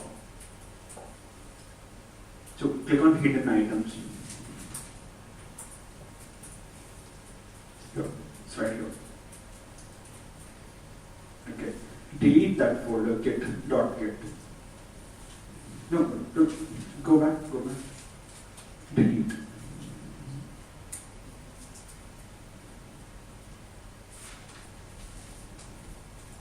Okay, now start off again. Git init. Go to command prompt, navigate inside contact manager. I think on GitHub you cannot give spaces. Yeah. Yeah.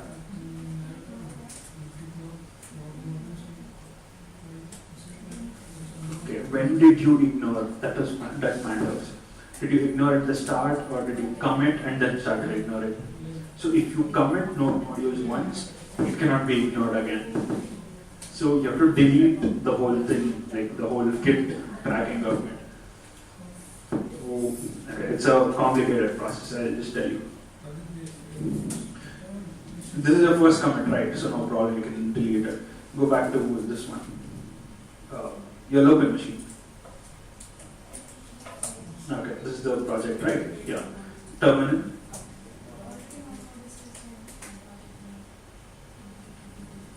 Okay, you're in the terminal, right? Okay, cool.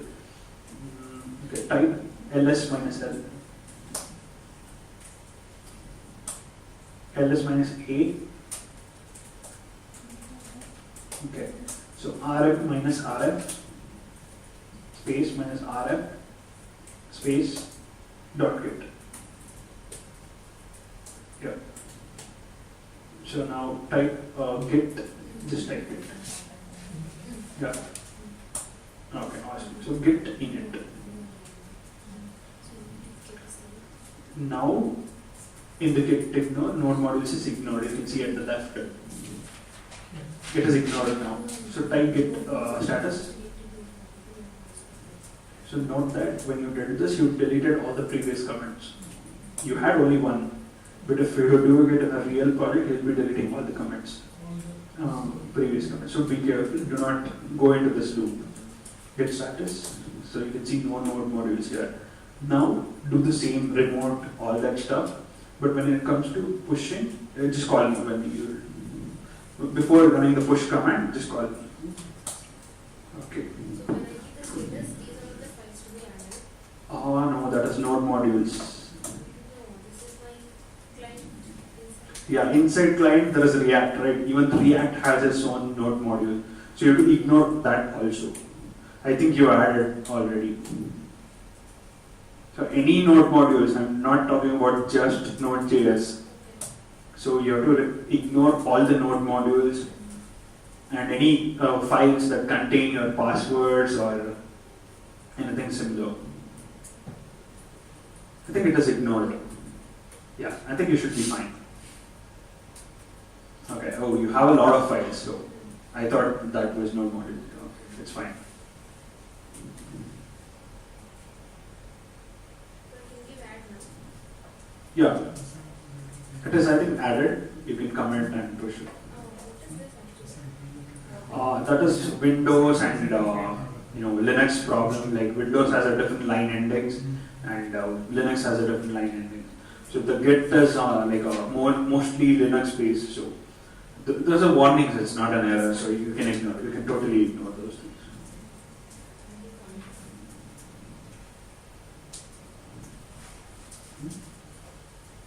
No, that is not the command. That is, I've told you to ignore node modules file.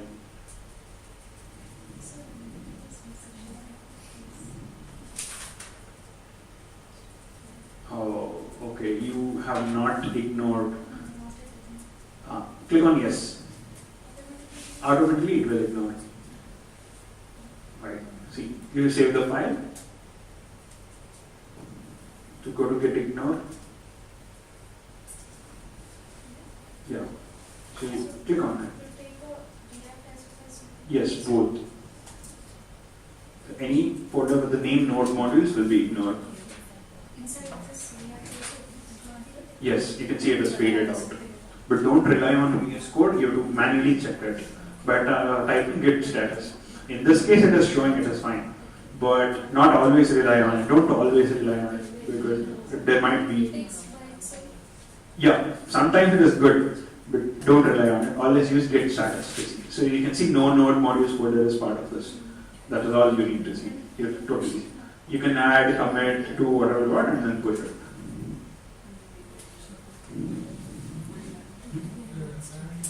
Oh, you're done with this? Okay. Add git add dot space dot. Yeah. Git commit. The same. Don't do that. I told you, right? Don't do that.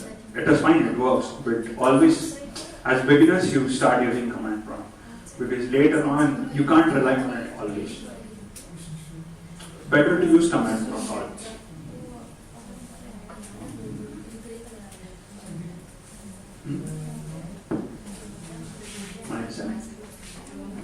first commit or initial commit.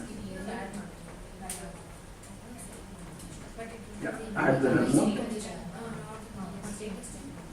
Check the basic commands. Because you deleted the git, right? All the remote will be deleted. You have to do it again.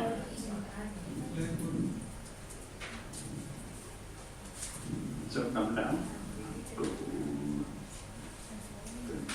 No, not this. This is the next one. Scroll up. Git remote. This. So this is origin. Add origin. The link to your repository on GitHub. Yeah. Okay. Mhm. Okay. Okay. So you're done with the older one, right? The older project is done, right? The existing project, where is your contact manager app?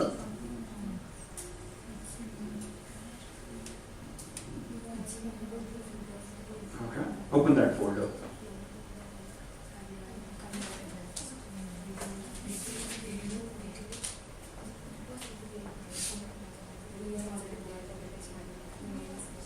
No, open the folder. You're opening the file.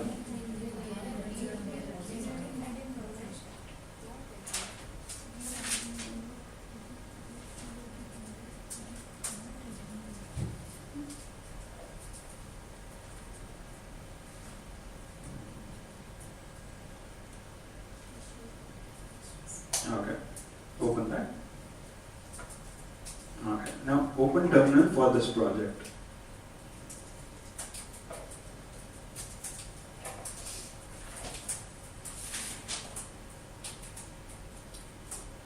Okay, so type git, just git, enter.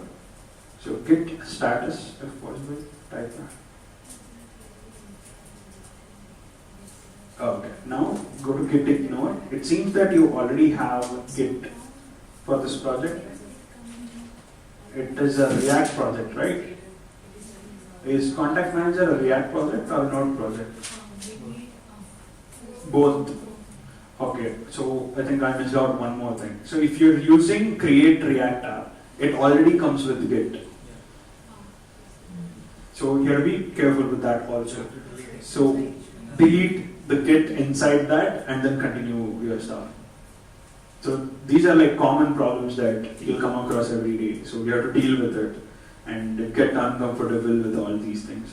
So what you need to do is inside client we have to delete .git. yes. Inside client folder you have to delete the .git folder. If you want to track both the front end and the back end at the same repository. Or you can keep a separate copy of front end and back end. That is totally fine. But usually you'll end up creating a repository for a whole project. So always like make sure to know what you're doing. That's what it. So in this case, okay, can you just do a cd space dot dot? Okay, type git status here. Okay, fantastic. So go cd, go inside that contact manager. Okay, so okay, git init. Okay, no issues. So don't worry. Go to git ignore. Node modules is ignored. Totally fine. Go inside client. Node modules is ignored here also. So you're totally fine. So open the terminal again. No, not git ignore. Just the dot git. You can't see it. So you have to use command line for it. Or okay, in Windows, I'm not sure. We can see. You can see through File Explorer, right? So you have to go to File Explorer, then check on some hidden items. Options are there. You can show dot extension files. Then you can see. So go to the View section, I think. Here, the View at the top. Here. Okay. So click on it. You should see your hidden items there, checkbox. Yeah, now you should see the dot here, anywhere it exists. Okay, so you're done, right? Contact, okay, get in it, get add dot, space dot, get commit, space minus m, space double quotes, first commit.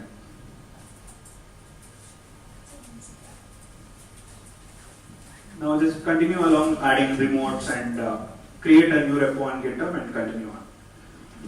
New repository on it. Yeah. You added it. Oh, okay. So you already added. So, okay. So git status. Type git status. Git.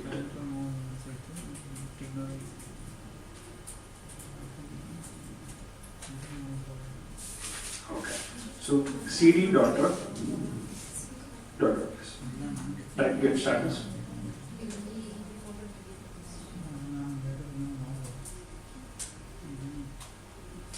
Okay, cool. cd again inside contact manager. Okay, or git status.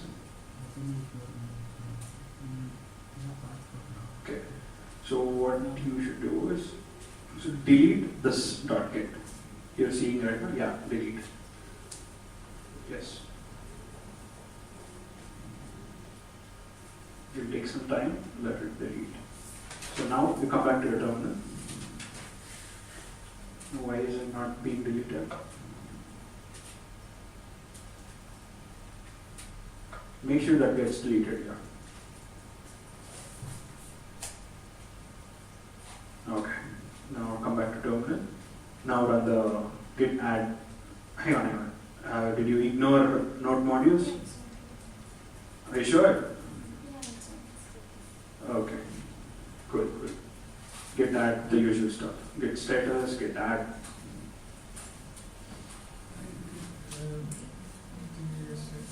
Okay. So add the remote. Get the remote.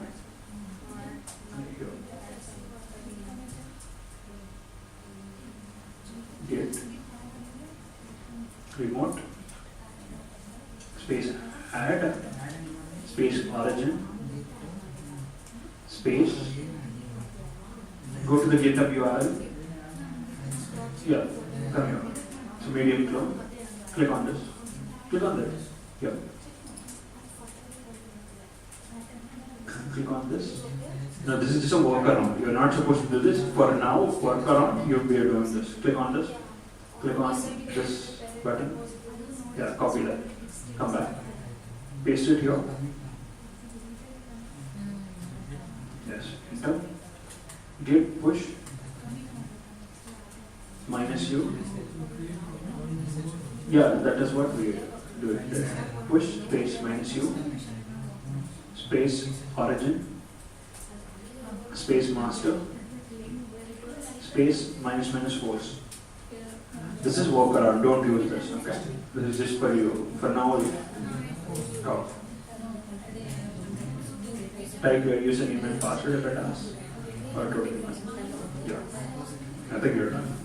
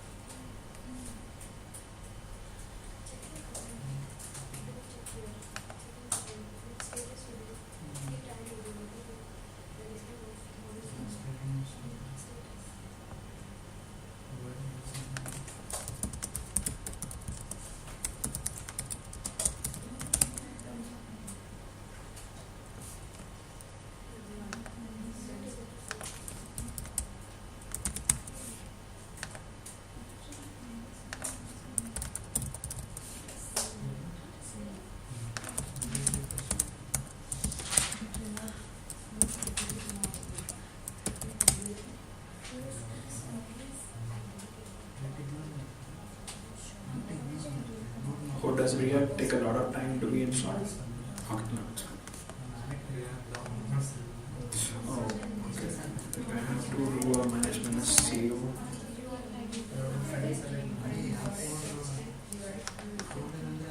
Okay, I'll just create a fake one.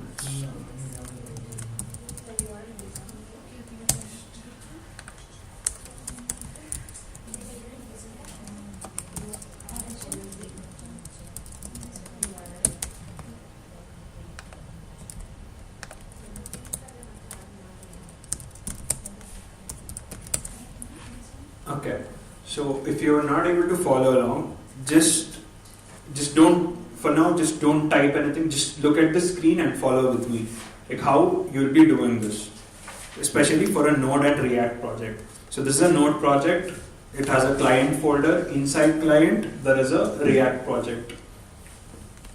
So I am inside Node.js hello world master, that is the name of the project. So if I do a git status, it says it is not a git repository. Okay, we're starting from the scratch. So I'll do a clear. So git, what is the first command? Init. And you only do it once. So now it just initialize the repository with git. Now the first thing that you will be doing, especially because this is a Node project, we have to do this. If it is other projects like Ruby or Python, we don't usually ignore a lot of files because JavaScript depends on a lot of different dependencies. So we have to do this at the start. So at the root, so I'll come to the root folder. I'll click on this. I'll create a dot git ignore. So I have a dot git ignore. What is the folder to be ignored is node modules.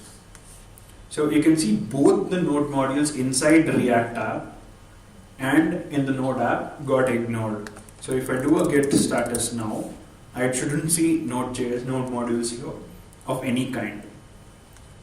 So let's say I have not done this, and if I see here, I should see a node modules here, right? So be sure that you have your node modules here, and if I do a git status, node modules is gone here. Now I'll just do the usual git add git commit -m initial comment.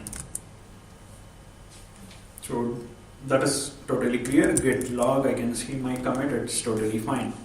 Now the first thing that you'll be doing is go to GitHub, click on this new repository, Node.js hello world, create the empty repository. So copy this URL, come back to your terminal, git remote, it's empty, git remote add origin, I'm calling it origin, and I'll paste the URL.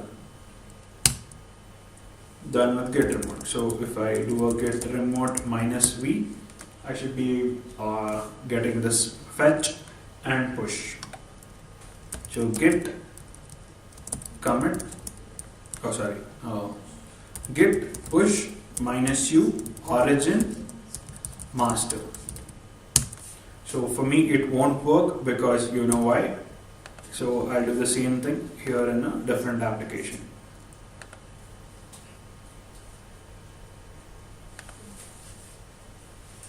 So I'll come to desktop, go to Node.js hello master. So I'll do the same push. So now I'll come back here. It seems that this is totally fine. I'll reload this. So all this stuff just came here with git ignore, but no node modules. So this is clear till now.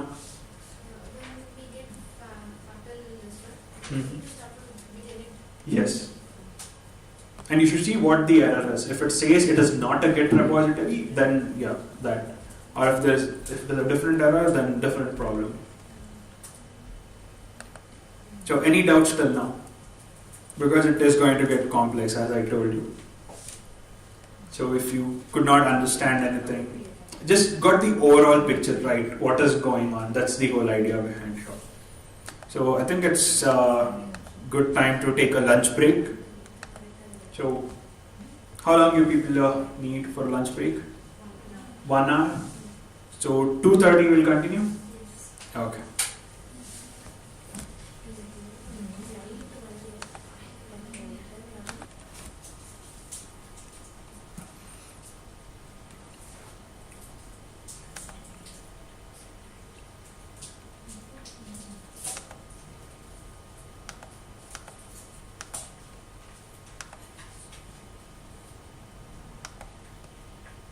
Is the internet not working?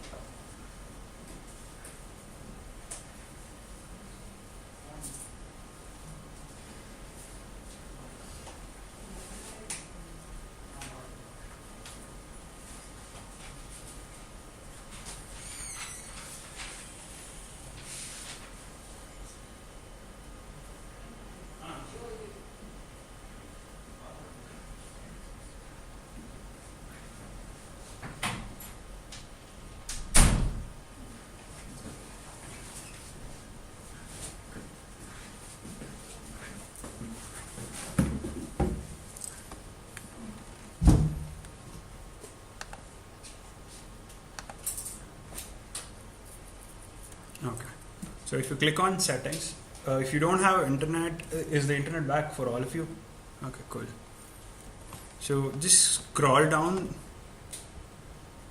in the settings menu, just scroll down all the way to the bottom, and you can see a few options here: danger zone stuff, transfer ownership, archive repository, delete the repository. So go ahead and delete this repository.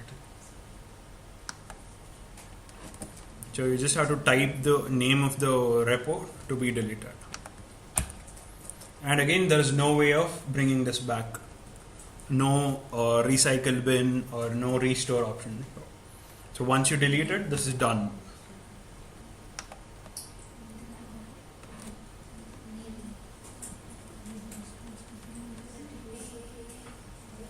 So that repo is now gone.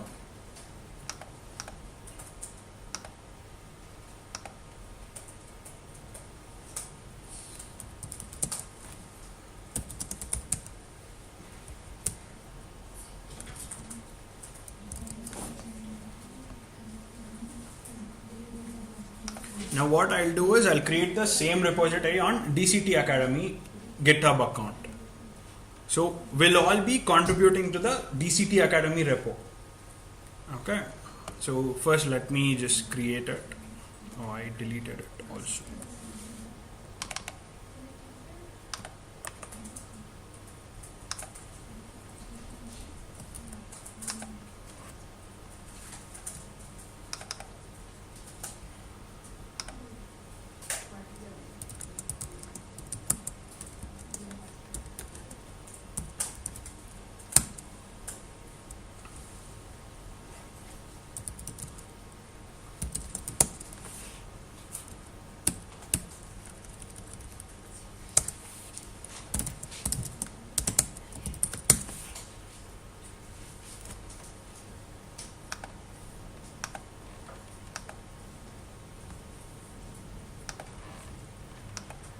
So I got the same repo back.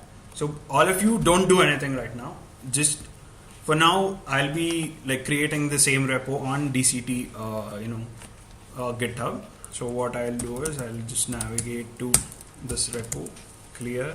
So if I do a git remote, I have removed the existing git. So it is not a git repository. Git init, git add dot. So if I already have a git ignore, I'm ignoring node modules and other stuff.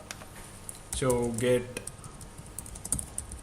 commit -m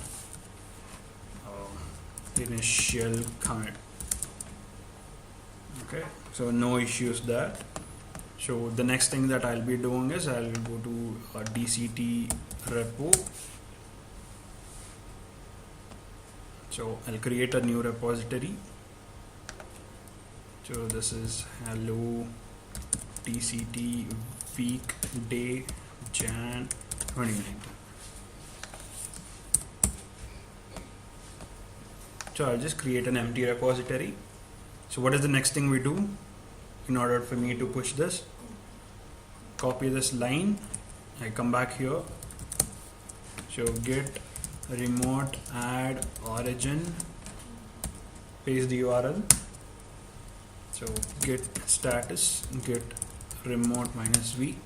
So I have the DCT URL here. So git push -u origin master.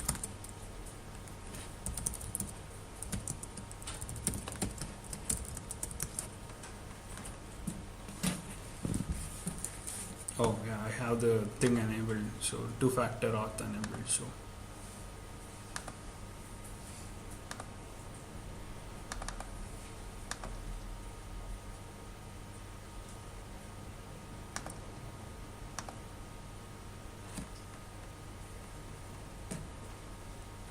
So it seems like it is pushed. So if I come back here, so there is every changes that I have is updated on DCT repo. So now what happened here? So everyone go to that URL DCT Academy / hello DCT weekday.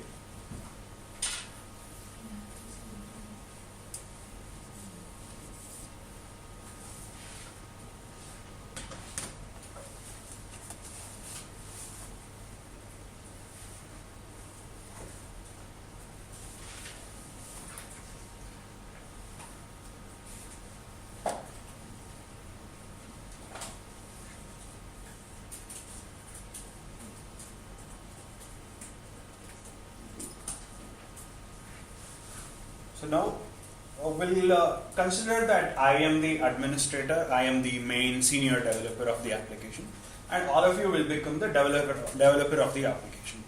So how do we go about this? Now we have an admin repository. So that is our Hello 2019. That was the repository that you're seeing right now on the screen. So what you'll be doing is you'll be forking this repository onto your account. So this is your account.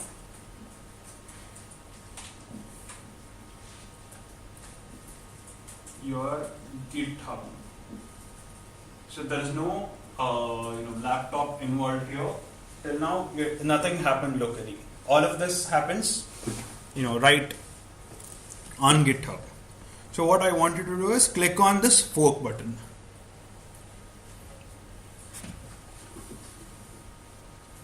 So what is the first thing we did? Fork.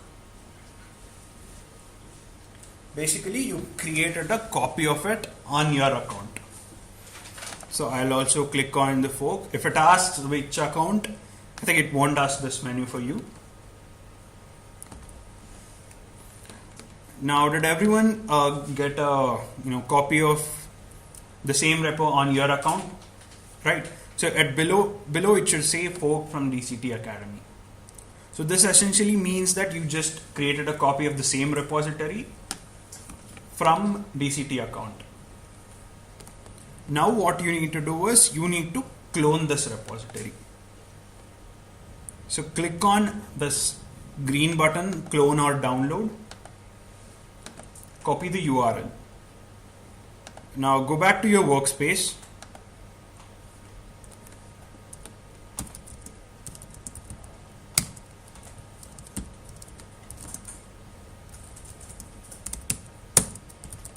So I'll come to desktop. Like this is the place where I don't have any other Git repositories, or is not part of Git in any way. So the command is git clone, paste the URL.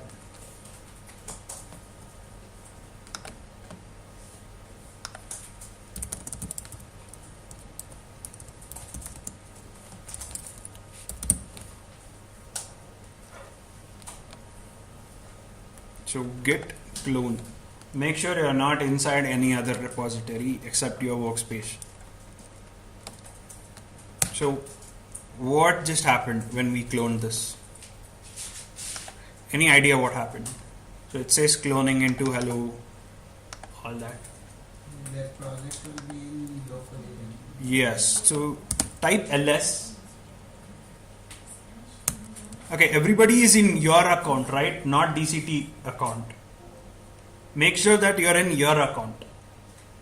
You're cloning from your account. It should be your username, not DCT account. Okay. So if that is done, so if you list out the directories, you should see one more directory, the one you just cloned. Now navigate inside that by typing cd, name of the repository.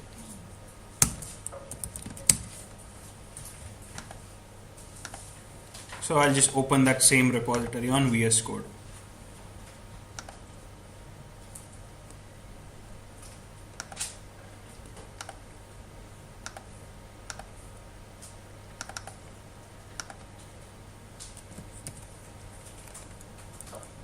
So make sure everybody is inside your repository that you just cloned.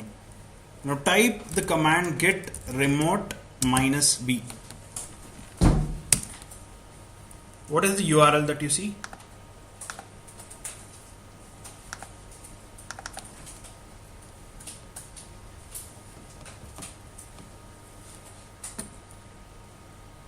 What is the URL?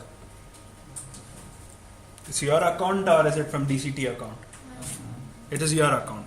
So which means you just cloned from your account, which means it is a direct connection from your account. So what we did, we forked, then cloned to your PC. You just clone to your PC. So nothing fancy here. You just fork from the main repository. You just clone to your local machine. Now, of course, we need to make some changes, right? So create a new file with your name .js. So I'll create a new file, call it sudhanva.js. You create it with your name and write a program inside that. Write a program to add two numbers.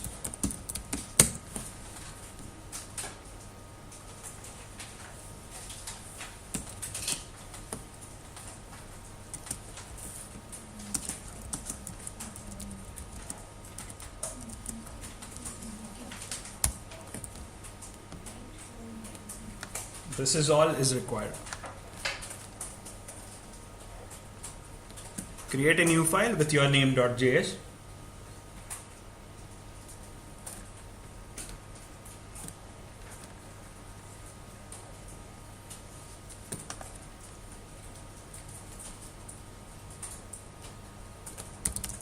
Git status, git add dot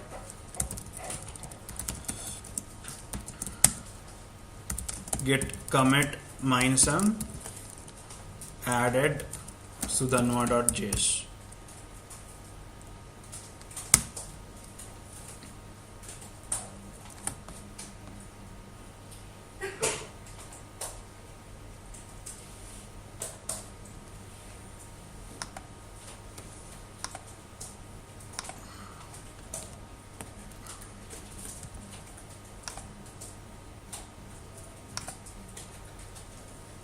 So the command for you is git push. Because you cloned it from your own repository, it already comes with the remote. it belongs to you, right? It knows that it belongs to you. So it clones from your own repository along with the remote. As you can see, if you type git remote, you see there is an origin here, which means it already has the remote, so you don't have to add the remote again. So the command is git push origin master. Origin master. It won't work for me, but for you people it should work.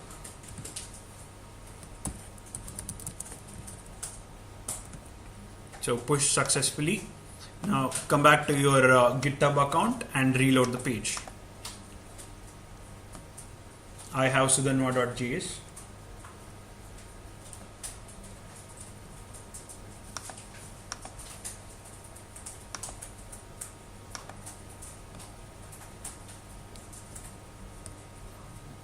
Now open a new tab. Inside it, open the DCT repo.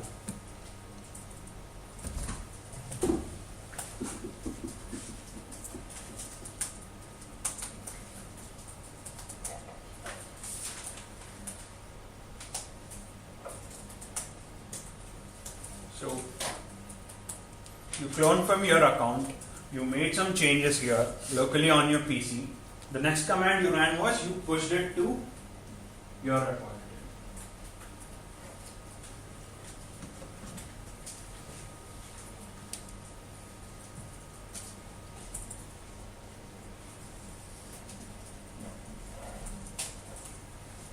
You pushed it to your repository, right? Is everyone able to see the changes that happened in your own repository, right? So, but when you come to DCT repo, there is no changes because you never instructed that you have to push to DCT. You just told that you have to push to your own account. So now that you made changes, come back to your account. So here you'll see a small message here. Is everyone seeing this message?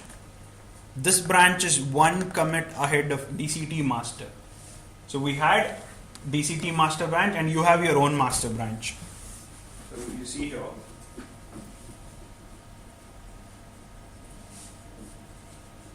This is your master branch, this is DCT's master branch. So it says one commit ahead of DCT master, and this should be in your account. Is everyone seeing this? Okay. So now one of the very popular concept, that is pull request. So this is something that you'll be doing again for the rest of your life. So click on this button called new pull request.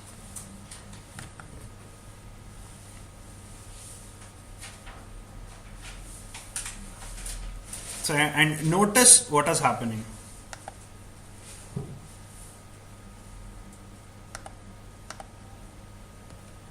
So it says comparing changes, and base repository DCT Academy master branch is being compared with your account master branch, right? So it is saying that you can comfortably create a pull request. So click on this green button, pull request, create pull request. It also opens up a template wherein you have to type what is the pull request about. So you can't just randomly go and send a pull request to every repository that you like. So you have to make some relevant changes, which we just did. We just created a new file, right? Now you have to notify me some way that I have created a new file. So what you will be doing is you will write your commit message here. Like you can add anything, see, add it to the Sudhanva.js as a part of the course. Then you leave a comment saying this, please merge this onto the master branch. Now this is really important what you type here, because your manager or your senior developer will see this. Now you'll be given a task to be added, a new function, maybe a new feature. You will go ahead and add it, and then you'll push it to your own repository, and you'll send a pull request to your manager. So your manager will go through this, and he or she will verify what is going on. Is it a legitimate pull request? Like my developer has my developer have they done what has been asked to them? All the stuff is checked here. So what you do is create a pull request by writing few messages here. So I'll create a pull request. Now as Sudhanva, I am requesting DCT Academy to merge my changes to their repository. So all of you created a pull request, right?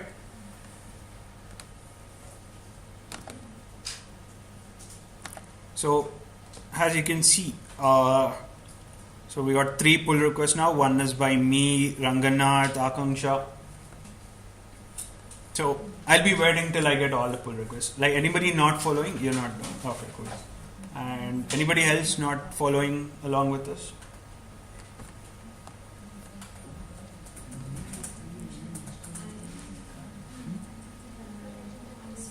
So go to your account.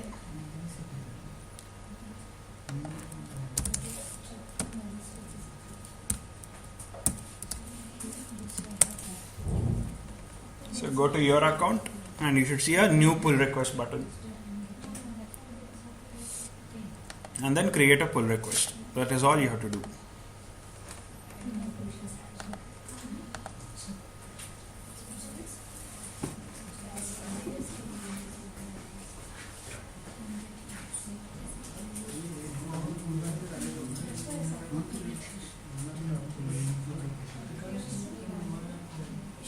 Do you push? No, you haven't pushed to your. DCT is not there. So we did that. You missed that one. So first you have to push to your account. No, did you board? Where is the board?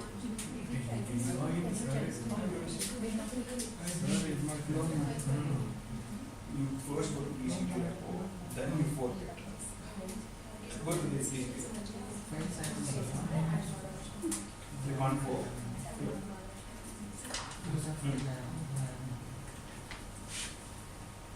This you clone to your solution.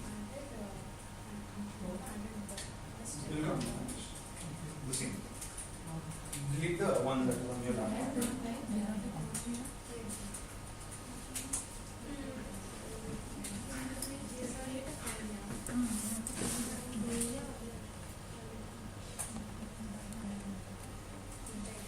Okay, I got 5 pull requests. Where are the rest?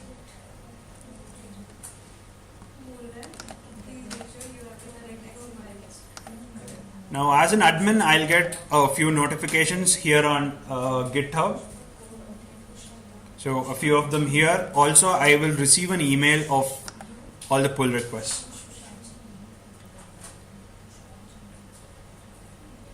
So you can see all of them are coming here right now.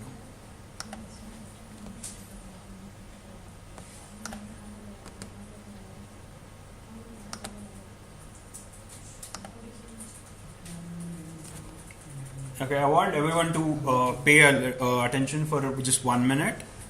So what I'll be doing is I'll just pick one of these. I'll see what the changes are. I'll see the commit. I can see added Sudhanva.js. I can see one file was changed where I've written a program, where this person has written a program, and there's a message saying just merge onto the master branch. And also this branch has no conflicts, which means that this is safe to merge. So I will confirm this merge and I will say this is okay to merge. Now what happens if I go back to DCT Academy repo? I'll see Sudhanva.js. So I just merged Sudhanva.js, Sudhanva's code into DCT repository. Now I'll do the same thing for others. So I'll go to this pull request. Seems like there is so I'll see what the changes were made. The program is ready, everything looks fine. I'll confirm the merge. It says merged. Now I come back to code. I'll see Ranganath.js.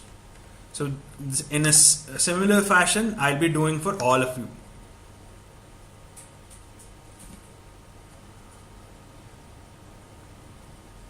Now, why are we doing such complications, right? You have to send a pull request. So what essentially happens is when you're at a company, have you learned deployment of applications to Heroku? Anyone? you all deploy to Heroku, right? So Heroku is actually pretty simple, to be honest. It's way too easy to be, deploy or push your application to Heroku. So what usually we'll be having is some kind of cloud platform like Google Cloud or AWS. So what happens is we'll have a similar GitHub repository and we'll have some kind of an integration service, continuous integration. You might have heard of Travis CI, GitLab, or Jenkins. We have similar kind of continuous integration libraries and continuous delivery libraries. Same of them. Both of them are continuous integration and continuous delivery. So whenever a developer push their code, these continuous integration services run their test cases. If you heard of mocha.js or chai.js, those test cases will be run inside Travis CI or any continuous integration service. Once that is done, here you can see continuous integration has not been set up. If I had this set up, those test cases would be run and then it will say that it passed all the test cases of the application. Then it will ask the admin to merge, because that makes sense, right? So your changes that you made don't have to be verified by someone manually. So it will only run all the test cases, it will verify it, and then it will just let me know it is safe to merge. Now the same message will be seen here if there were continuous integration service that I have added, and then I will merge this pull request. Once this merging of pull request is done, it will take up the same head commit. This is the latest commit by Akanksha that I just merged. It will take up the same commit and then goes and pushes to AWS or Google Cloud. So you see how the whole DevOps process works, right? One small git push that you just did makes a lot of sense. It goes to your GitHub, then the company's GitHub, then Travis CI takes over, a continuous integration service takes over, then continuous delivery process starts, and then goes to AWS. So this is where all DevOps cycle comes in. This is what you're basically just doing right now. Why this will be useful is how the companies keep track of all their files. This is the way they keep track of all the repositories and all the changes. So I'll just go ahead and merge all the pull requests. Don't worry if you're not yet sent pull requests, it's totally fine. You can practice later on.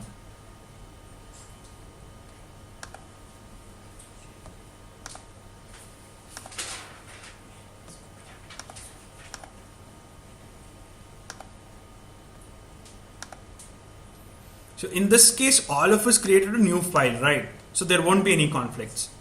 In the next one, we'll see something interesting.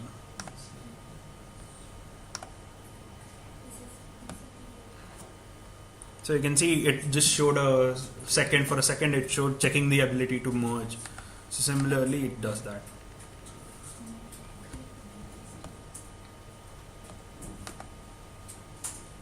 So I'm done with merging all the pull requests. Now we can see here at DCT core, we have all the people who just opened up pull request. All Akanksha, Himanshu, Mamta, Muthu, all of the people are right here. So all of your changes were merged to the main repository. But if you come back to your local repository, you have only your file.js, right? So what do we do now? How do we get the changes from the admin repository? Usually you'll be communicating with some applications such as Slack or inside GitHub also there are like notification services where you'll come to know that somebody has made changes in the admin repository. Now we know that there is some changes happened in admin repository. How do we make the same change? How do we update the changes locally? So that is where your pull comes in. So the command would be, before you pull it, where do we pull it from? Where are we pulling it from? DCT repo, right? So first go to DCT repo. So we're at the DCT repo. Click on this clone and copy the URL. Just the URL, nothing else. Copy the URL. Now we need to add, we have one connection, right? What was the name of this connection? What was the name for the connection, for the remote? Origin. So this is our origin remote. we will set up another connection and we will call it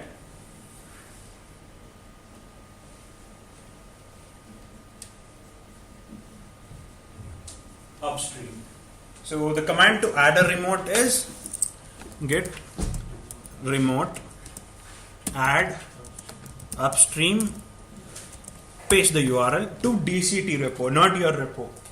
This should be DCT repo. Git remote add upstream the URL to DCT repo dot get. So I will hit enter. Now git remote -v again. Now you see 4 URLs associated with it, where you will be fetching and pushing from, and where you will be fetching and pushing from, both origin and upstream.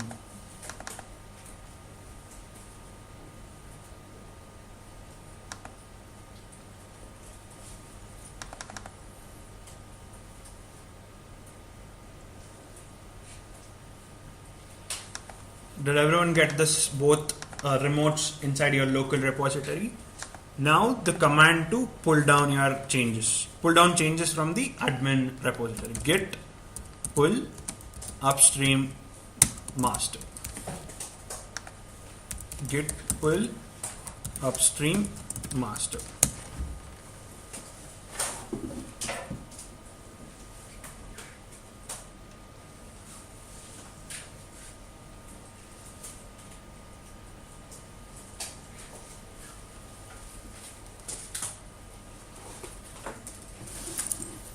Now notice what happened at the left side of the my folders. All of the files that was there in DCT repo just got updated here. So now we are all in sync with all the changes, right? But one more thing is, this changes is not updated in your GitHub. So we have to push it again to your GitHub, right? So git push origin master. That is your command.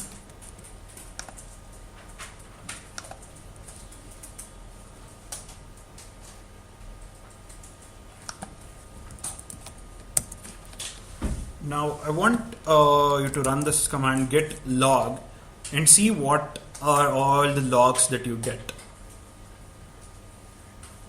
So all merging of branches, of merging of stuff done by was me. So you can see my name and my email coming out there.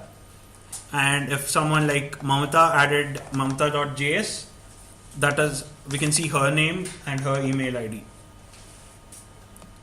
So you can see what changes were made by what people at what time, all of them to the same repository. There is Vinod, there is Muthu.js, all of them, all of their changes, all of their commits, all got merged with your repository locally. So clear with this diagram, right, everyone? So you had your repo, you pushed what is origin, what is upstream, you forked it, you cloned it, and then you pulled it from all the changes, you made it, you pushed it, and then you send a pull request. We will start pull request. So the popular abbreviation is PR. So when somebody says send a PR, this is what you should do.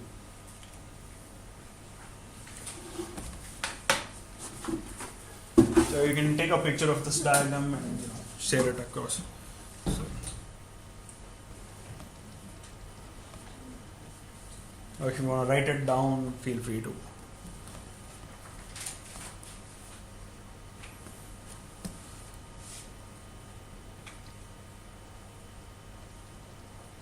Everyone got everybody else's code updated, right?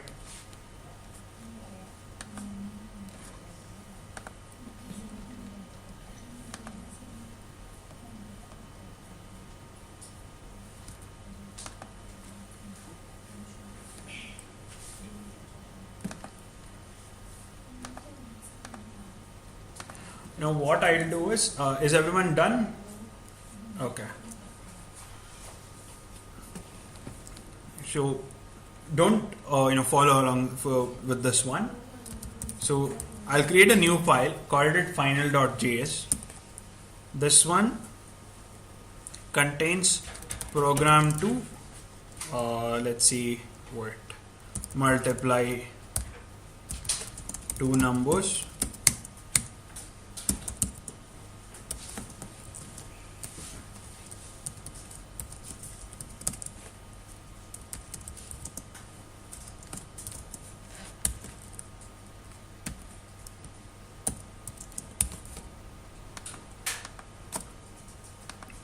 So don't type these changes right now. I'll tell you what to do. So git status, git add dot, git commit -m, added mul.js, git, can't push it here, so I'll just push it here.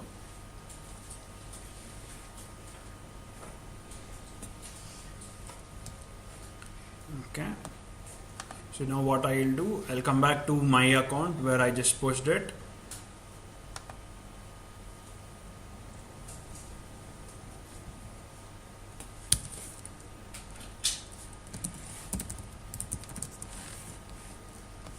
So I have, what's the name?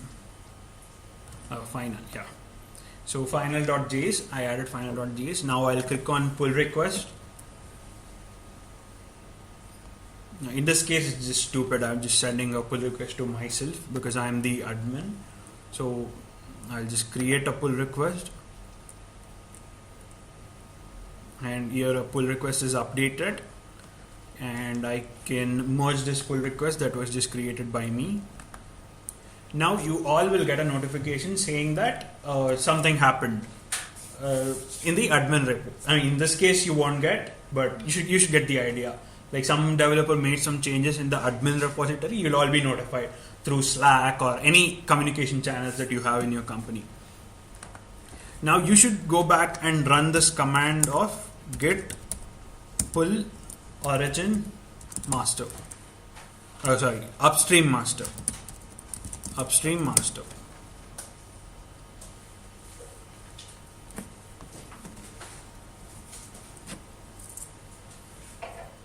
So everyone got final.js, right?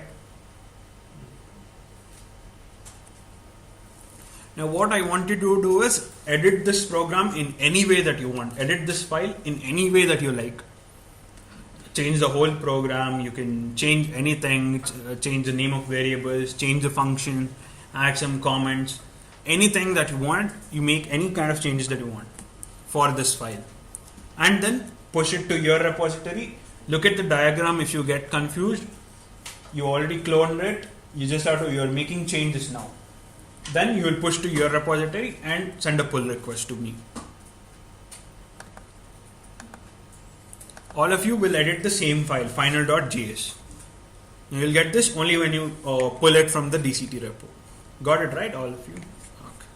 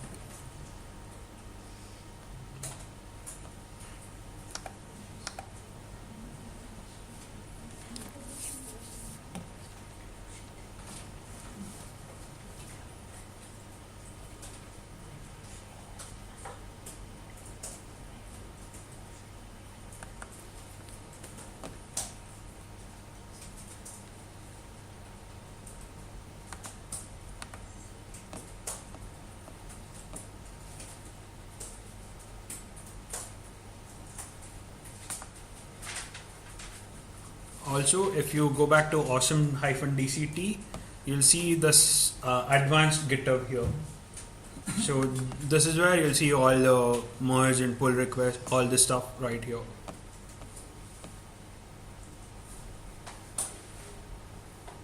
So you'll find some documentation, some basic commands, how to go about it. All of it is written right here.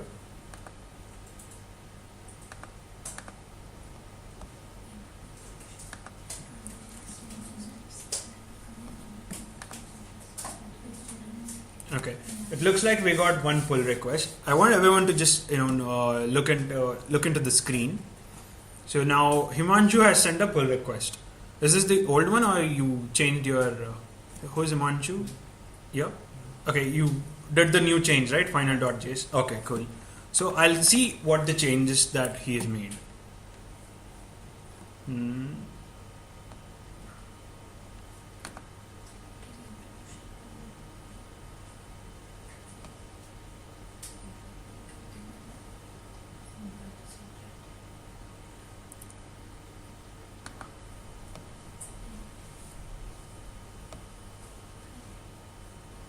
Okay, it seems like you're not edited the line like the same line. I can comfortably merge your changes. We'll wait for some more pull requests and see what changes have been done. After So- the changes, we have to push it to our Your account, then go to your account and send a pull request. Yeah. So I was expecting a lot of changes. Conflict. arises when most of the new features. New stuff came in. So you just edited the same variable names, right? So that is why it says there is no problem. When you keep the same variable name and then you change the same line, Yeah. so that time it becomes a conflict. So we'll see, someone will make a conflict, not a problem.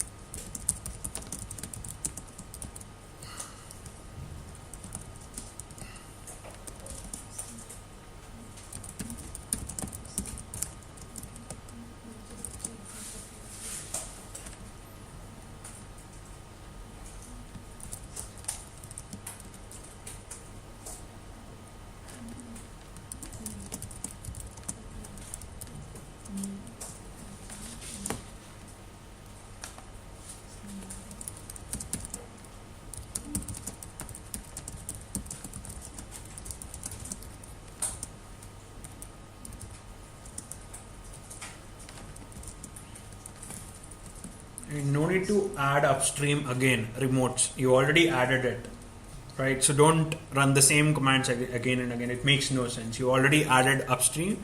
So all you have to do is, once the merge is done, like once the pull request is accepted, you just have to run the command git pull upstream master. So you can also see here, when I come to a pull request, I can reject this. I can say that I'm not happy with this change. You can click on it. I can also edit this message, edit changes made in this pull request, or I can just close this because I'm not happy with the changes, right? We should highlight also that. Yeah, you can highlight. So we got one more pull request by Mamta. So I can label these things like it's a bug or duplicate or enhancement so that you know what is going on. So we'll see if Mamta has any conflicts here.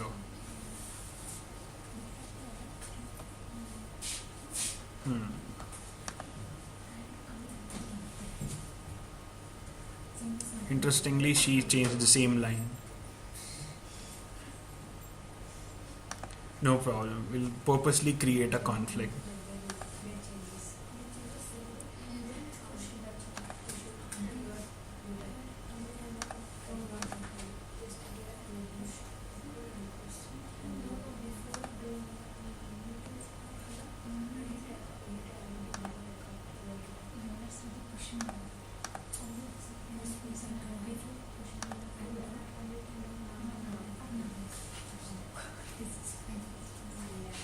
So I have merged Mamata's pull request. So if I get one more pull request, maybe there might be a conflict.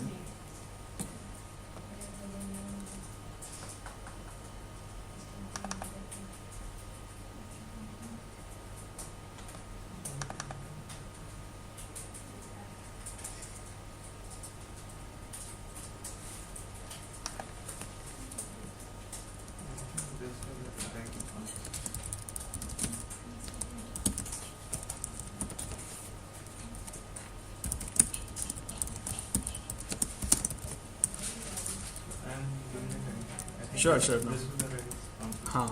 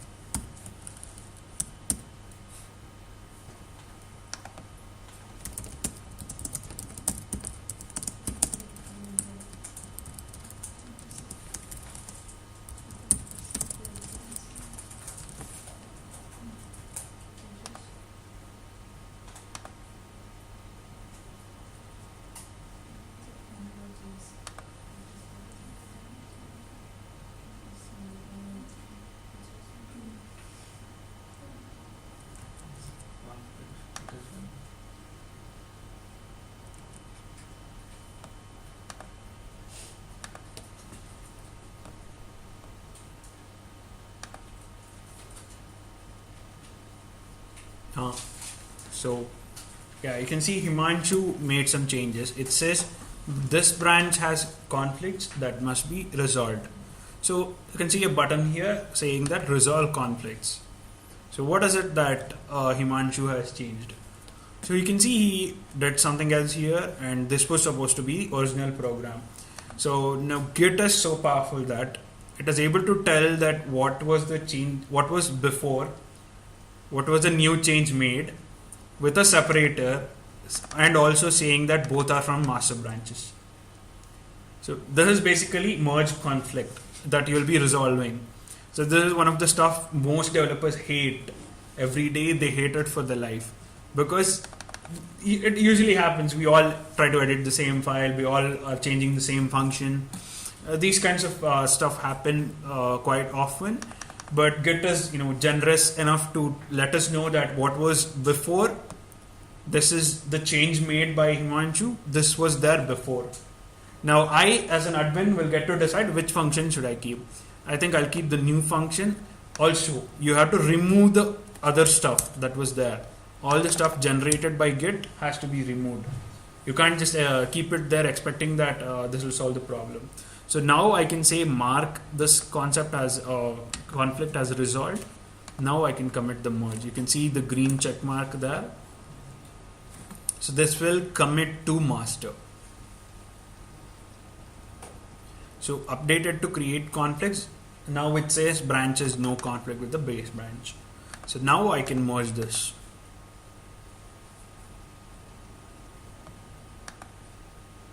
And if I come to code, if I come to final.js, we decided to keep Himanshu's code. This is Himanshu's code. So we'll check one more pull request if we'll try Akansha's. Again, conflicts, because both of them have edited the same file. So I'll try to resolve the conflict. So multiply two numbers. Seems like this function is wrong. I don't like this function.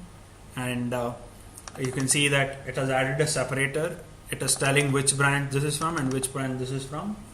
So I don't need any of this code. I'll just delete this. I'll just delete this also. I will mark this as resolved. I'll commit the merge. Notice that it will create a new commit. You can't edit existing commit. So if there is any changes, it will just create a new commit. Once the new commit is created, now it is asking me to merge that new commit. I'll just merge it. And that is done. So clear with pull request, right? And here there are labels to pull requests. I can assign labels to pull requests. I can tell that it is a bug or it is a feature or a first issue, an enhancement. So as a developer, it is your job to do it every day. Practice all these new stuff that come in. This was added recently by GitHub. So this is, in a way, this helps manager or your team to understand what features or what bug you fix or what features you're working on, what enhancements you made. All of them can be identified in a quick overview of by just looking here. So this is about pull requests. So clear with the whole cycle of Git and GitHub, right? So all of this will come into picture every day in your life, and you'll be dealing with it for the rest of your life. So practice on, and I want to stress on this, as powerful as it is, as fun as it is equally dangerous. So there are cases wherein companies are destroyed overnight because their manager or developer, issued some dangerous commands. So you have to be very, very careful with this. Also, you might be wondering, what about people stealing my code, right? That seems pretty important right now. So the whole idea of GitHub was to put things online. So they internally, when they started out, they want to put their source code online in a safe space. So they started putting it online, just with the help of Git and a few just interactive UI they provided, and then it took off pretty good. And there was another previous similar kind of thing called code.google.com, where Google used to, it's their GitHub they started out, but eventually that failed and it closed down, and this became really, really popular. So there are a lot of interesting repositories that you can find on GitHub today. So if you go Torvalds, so github.com/Torvalds, this is the guy. You can find entire Linux operating system here. So look at the number of commits that they have, 834,000. So that's how it's so big. Actually, funny thing is, it's so big that it crashes their repository every now and then, because 8 lakh commits. And you can see there's only one branch here. That's the fun part. And look at the number of contributors here. So it's kind of like a fun thing that they follow where everyone becomes a contributor for this. So you can see the graph here. Like if you see an average developers, then you'll see like 4 or 5 lines of graphs. So these are the number of developers that have contributed to Linux. So it is so good today because of all of these developers. 261 pull requests. He's so busy that he'll not even look into some of the pull requests. Only if there is like a minimum criteria where there are thousands of changes, millions of files added, then he might consider your pull request because he's a busy person, right? And not just this, if you go to github.com/facebook/react.js, it is React or it is React. Okay. /React. This is your React.js. All of the source code of React.js is right here. So you can download this, and also there'll be a license associated with everything. So an MIT license is free to do anything you want with the software. You can even call it your own React.js. So they don't mind. But there is something called as Apache license, wherein you can use it for free. You can use it for making money or anything that you want, but you can't say it as your own. You have to give them credit for the work. So there are a few different kind of licenses. So this MIT license is free to use.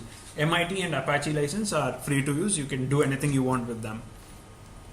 So you can see they have 27 branches, React.js, 10,000 commits, 1,200 contributors. And if you click on this colored bar, you can see what languages it is written in. So some of them might be compilers, C++, you might Webpack and all are compilers, right? And there is a little bit of CSS, there is a little bit of HTML. And they have written a very good documentation on it. So also if you come back to Awesome DCT, there is a format for writing GitHub documentation. So where I've written like how to write a good documentation. So if you can push all your projects to GitHub, and if they don't have documentation, recruiters or managers will not even look at your profile, not even look at your project. So you should have a pretty good documentation written. So I also provided links to other repositories and this documentation format uses Markdown. So it is kind of a syntactical language. Very simple. You can learn it in like 1 hour and then master it in 2 hours. So it's a simple language, but how beautiful it looks. Like you can see this is something is here, and this is highlighted with a background, and this is headings, these are credits. So if you learn Markdown, you can write documentation similar to this, and all companies will have a preference of reading your documentation. So you can see this is how you'll usually write a documentation, and it is mandatory for all of you to write documentation for all of your projects. Like before you go to the interview, you write all your documentation. Also link these projects on your LinkedIn. Okay, in LinkedIn there's a section of projects wherein you link all these documentations and your projects on LinkedIn. Because again, recruiters will look at LinkedIn and they'll look at your GitHub, they'll look at multiple other stuff. So all of this should be in sync. And it is even better if you have your own website, kind of a portfolio kind of thing. But it is totally fine for now. For now, have your LinkedIn, have your GitHub updated with everything. Good documentation and good paragraph of, good description of your project and installation.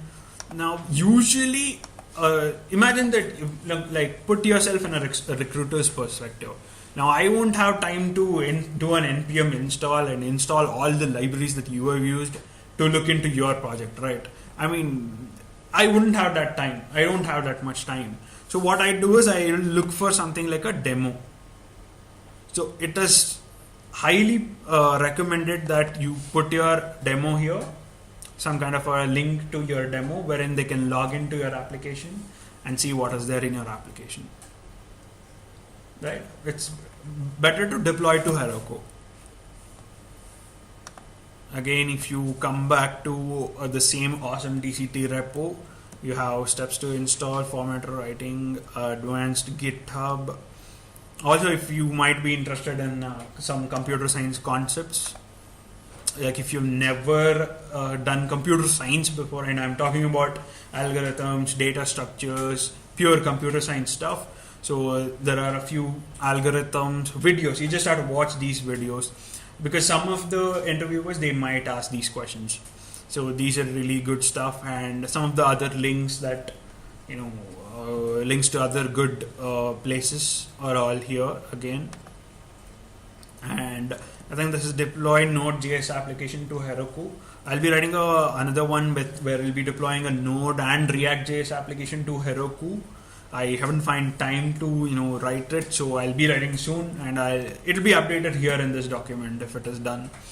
So advanced GitHub. There is also one with the resume. Has Anil shared this with you? Okay, no problem. So you know the link, right? Awesome DCT, you'll be there. So this is how to write a pretty good resume. So all do's, don'ts, formula, education, experience, projects, extras, and a few link to good resumes. All of it is right here. So make good use of all of this GitHub stuff. And so clear with all the cycle of GitHub, right? So you do a push, you do a pull request. Now there is one more activity I think you have to do.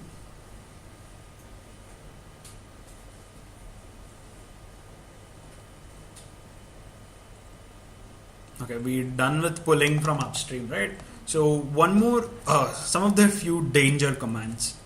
Now do not use these commands. It is only under emergencies. So don't make it like a practice of doing this. Oh, okay, I have these commands. I can like commit mistakes like any day, any way I want. So don't get into that loop. So you should be a good developer and you should know what changes you make. So if you regularly use these commands, it's a pretty bad habit. And again, it's not a good practice. That's what I'm trying to say. Now, here's an interesting scenario. I will make some changes. I have made some changes.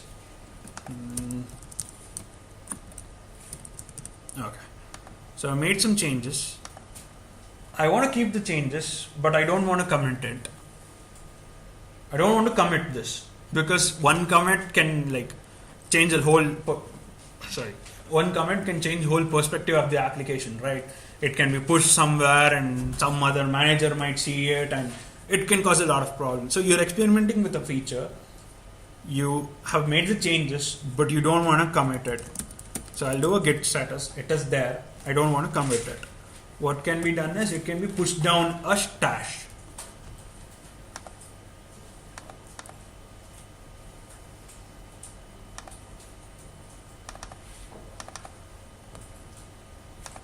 So the command is git stash. Notice this is a danger command. Again, do not use this every day. So I'll do a git stash. So what happened was that change got destroyed, but it is saved somewhere. Right? The change got destroyed. So how do I see what was a git stash show? So it says something changed was saved. Something was changed. And I want to see what was changed. Git stash show -p. So you can see the changes are saved, but it is not yet committed. Now how do I get back what the changes was? I can see what the changes. To get back what the changes was, git stash pop. So if I pop it, it comes back. So you can see it is back. Now these are some of the commands that will be important. Also git checkout space dot. Do not use this. Dangerous. It can destroy your whole project. It destroys everything that you changed right now. So I made these changes, right? I'll do a git checkout dot. It is destroyed. No way of getting it back. Do not use this. It's just to know that there is there in cases of emergencies, in cases of backup, or there is a destruction of things.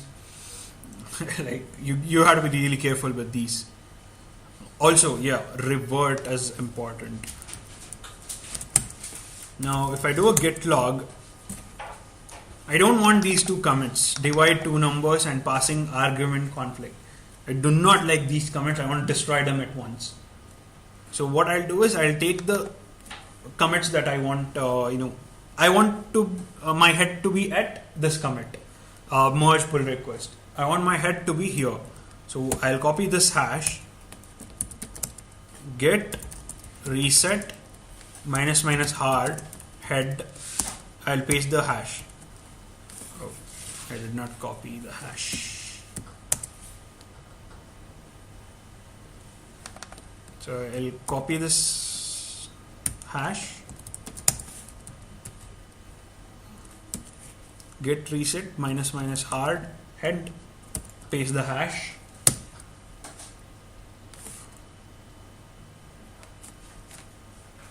Okay. No need of passing the head command. So I just destroyed 2 commits. There's no way of getting them back locally, but they are still on GitHub. So you have to be careful with this. Do not use this. I'm just letting you know that that is possible. So if I do a git log, those 2 commits are gone. We are now at this commit.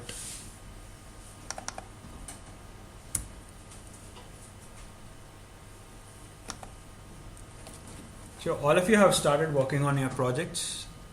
The team is done already. So pick a leader in your team, pick an admin in your team. One admin will create one repository where that person will push all their code to the repository. The rest of you should fork it, should pull it down to your machine, the same stuff what we did, and then make changes, send the admin a pull request. No matter how annoying it sounds, no matter how frustrated the admin is, you have to follow this procedure. Because once you're comfortable here, If we have created a branch in GitHub, Huh. how will fork the branch? You can do it also. So I'll use the previous one because we had a lot of branches. Okay, I can create a new branch. It's not a problem.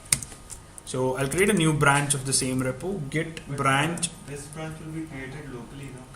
I'll tell you that. We can push it that also. So I'll create a new branch, call it hello.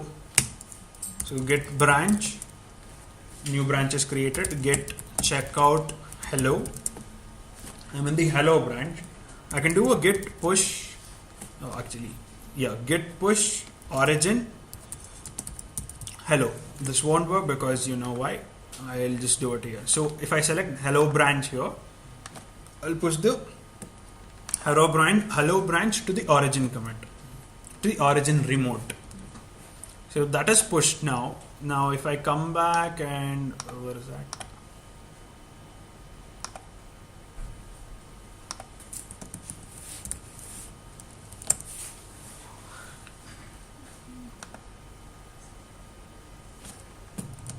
What is the repo? Hello. Okay, it is in my repo. No problem. So you can see 2 branches here. So I was able to push a whole branch. Now if I click on this branch, it says 2 branches here. So if you made changes to a branch, you can send a pull request from that branch. That branch can be merged to your master branch. That's about it. So there are default branches. You can change stuff. So always your production branch, where if you visit facebook.com, you're seeing facebook.com's master branch. No one will ever touch it until it is absolutely necessary. That is the production branch. So you'll have other hundreds of branches where you'll be experimenting your new features, your new changes, or new developers. You'll be giving new developers will be usually given branches where you'll be working on. So once you get to the higher senior, super senior level, then you'll be given access to the master branch, wherein only if 3 people agree on, more than 3 people agree on, that will be accepted. So not one person can't make any changes. So if 3 people will be given a hardware key. So you've seen 2-factor authentication, right? You'll be getting an OTP, or you'll be getting a notification where you can log in. Similar kind of thing. You'll have a pen drive. So you have to insert that pen drive. Only then you can merge that pull request. So that is the high level of security that usually companies like Facebook and other people have, because they don't want Facebook.com to be down, right? It's really critical for them. all that stuff. So spend your time on GitHub, explore a lot of repositories are there. So if you just go to the, so there should be a trending, they've changed the UI a lot. So there should be a, discover repositories. There are literally millions, billions probably of repositories. So if you click on explore here, so Microsoft just open source their calculator app, and this is some machine learning libraries, Facebook research stuff, and a lot of things get open source every day, and you can spend your time experimenting with all these libraries. Try to contribute to open source also. I know it's a lot difficult. All you have to do is pick one open source project. This seems like a pretty good project. I will just fork it, and you know what to do later on. But again, don't spam them with your pull requests, sending hundreds of pull requests, and you can't just change one line of code and send them a pull request just because you'll get a contribution, GitHub contributions. Also, one more important thing I wanted to show you was okay, let's not use mine. So this guy is engineering manager at Facebook, which means he's the head of engineering at Facebook. Okay, so something that recruiters will look for is something like this. They find this very, what do you say? They love this. When the recruiter look at this, your contributions, they love this. So GitHub basically, every time you push to GitHub, they add one contribution, like a set of series of push. Not you can't push 100 commits, and a set of commits is a contribution. So GitHub has their own algorithm of calculating it. So this guy has pushed something every day for the past year. So that is what it says. Now, if you look at my profile, I haven't coded much this year. So this is how it looks. So your profile should also look something similar to this, wherein there should be some contributions. So if I look into this, I shouldn't feel like it is a fake contribution. Like you can also add junk materials and push it up online. So it shouldn't look that fake. So it should look real. So I can click on these contributions. You can see 25 contributions on February. So if I click on this, there should be legit contribution. This is the other GitHub session class that I took. So that is why there are 24 commits that day. Or you can see something else. So this is a project that I was working on. So there are 21 commits. So there is some contribution, is what I'm trying to say. So you should it should look legit. It shouldn't look like you've done fake contributions just to increase your profile ratings. So this contributions, and also arrange your repositories, all of your popular projects in a similar fashion. You can move them around, drag them across, put them all of these like a way it is, and fill your information here. All that, how to create a pretty good GitHub profile, and also fill all the stuff again on LinkedIn also. So that way you'll be ahead of the game. Already, if you think about it, already there are 15 competitors in this room, right? And if you look in a larger perspective, world level perspective, there are thousands of people who are doing the same thing. And you have to stay ahead of the game. And this is how you stay ahead of the game. And LinkedIn profile is very, very important. You have to put all of the content, everything that you do here on your LinkedIn. So we'll be doing one more class on LinkedIn and GitHub and resume and a few more other stuff. Anirudh has asked me to do it. We'll do it some other time. So for now, just know that this whole thing, make sure that you put all of these stuff on your GitHub and LinkedIn. So that is done, and that is about it. And you have to practice this extensively. So even after using this for 3 years now, we still make mistakes with it. We still destroy a whole set of code or commits, or like a whole feature of an application. We still struggle with this because that is what it is. It is complex. It is not an easy thing to do. And be careful, especially while you are working on companies with projects. And some companies, there might be good senior developers who will instruct you with everything. And some companies, they might not know. They'll directly give you master branch. They might not know. And if you destroy something in their master branch, it is a bad sign. So be careful while you're working with companies. So I think that's about it. Also write documentation. Do not leave empty projects like this. So this one doesn't have a documentation, as you can see. So do not leave an empty. This is what they'll see, and they'll not understand what the project is, and they'll definitely not like your project.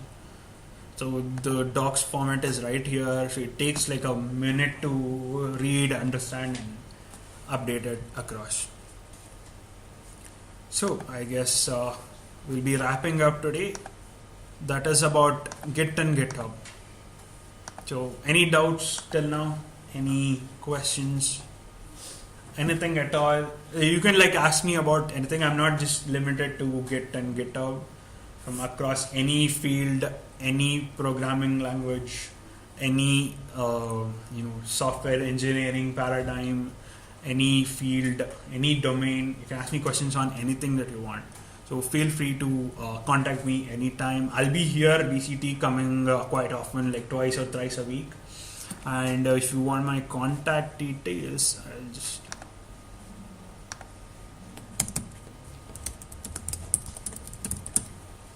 So this should be easier to navigate. Easier way to find me. Sudhanva.me. Pretty simple to remember. So you'll find all contacts. So you can ping me anytime. 2 a.m. in the morning, I won't mind. You can ping me, ask me doubts about anything. I'll reply. I mean, don't send at 2 a.m. I'm just kidding. You get the idea. So you can ping me anytime. So I can help you out with anything. So that's about. I'm pushing all the projects on GitLab. GitLab. It is totally fine. They're just competitors. GitHub is the popular one. GitLab is just another And thing. the recruiters see. You have to make it public, right? Make the repository public and put it on your LinkedIn. Mean the contribution is like this. GitLab contribution is like this, and Okay. GitHub contribution is like this. It is totally fine. Look, it's not the only criteria that they look at.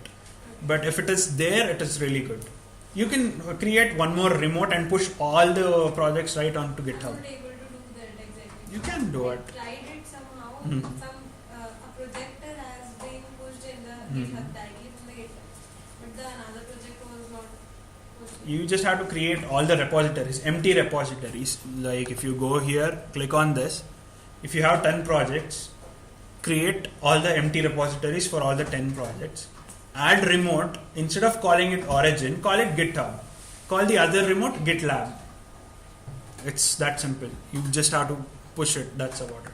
When you run the push command, git push origin, git push GitHub master, git push GitLab master. So it will just be updated across both the repositories.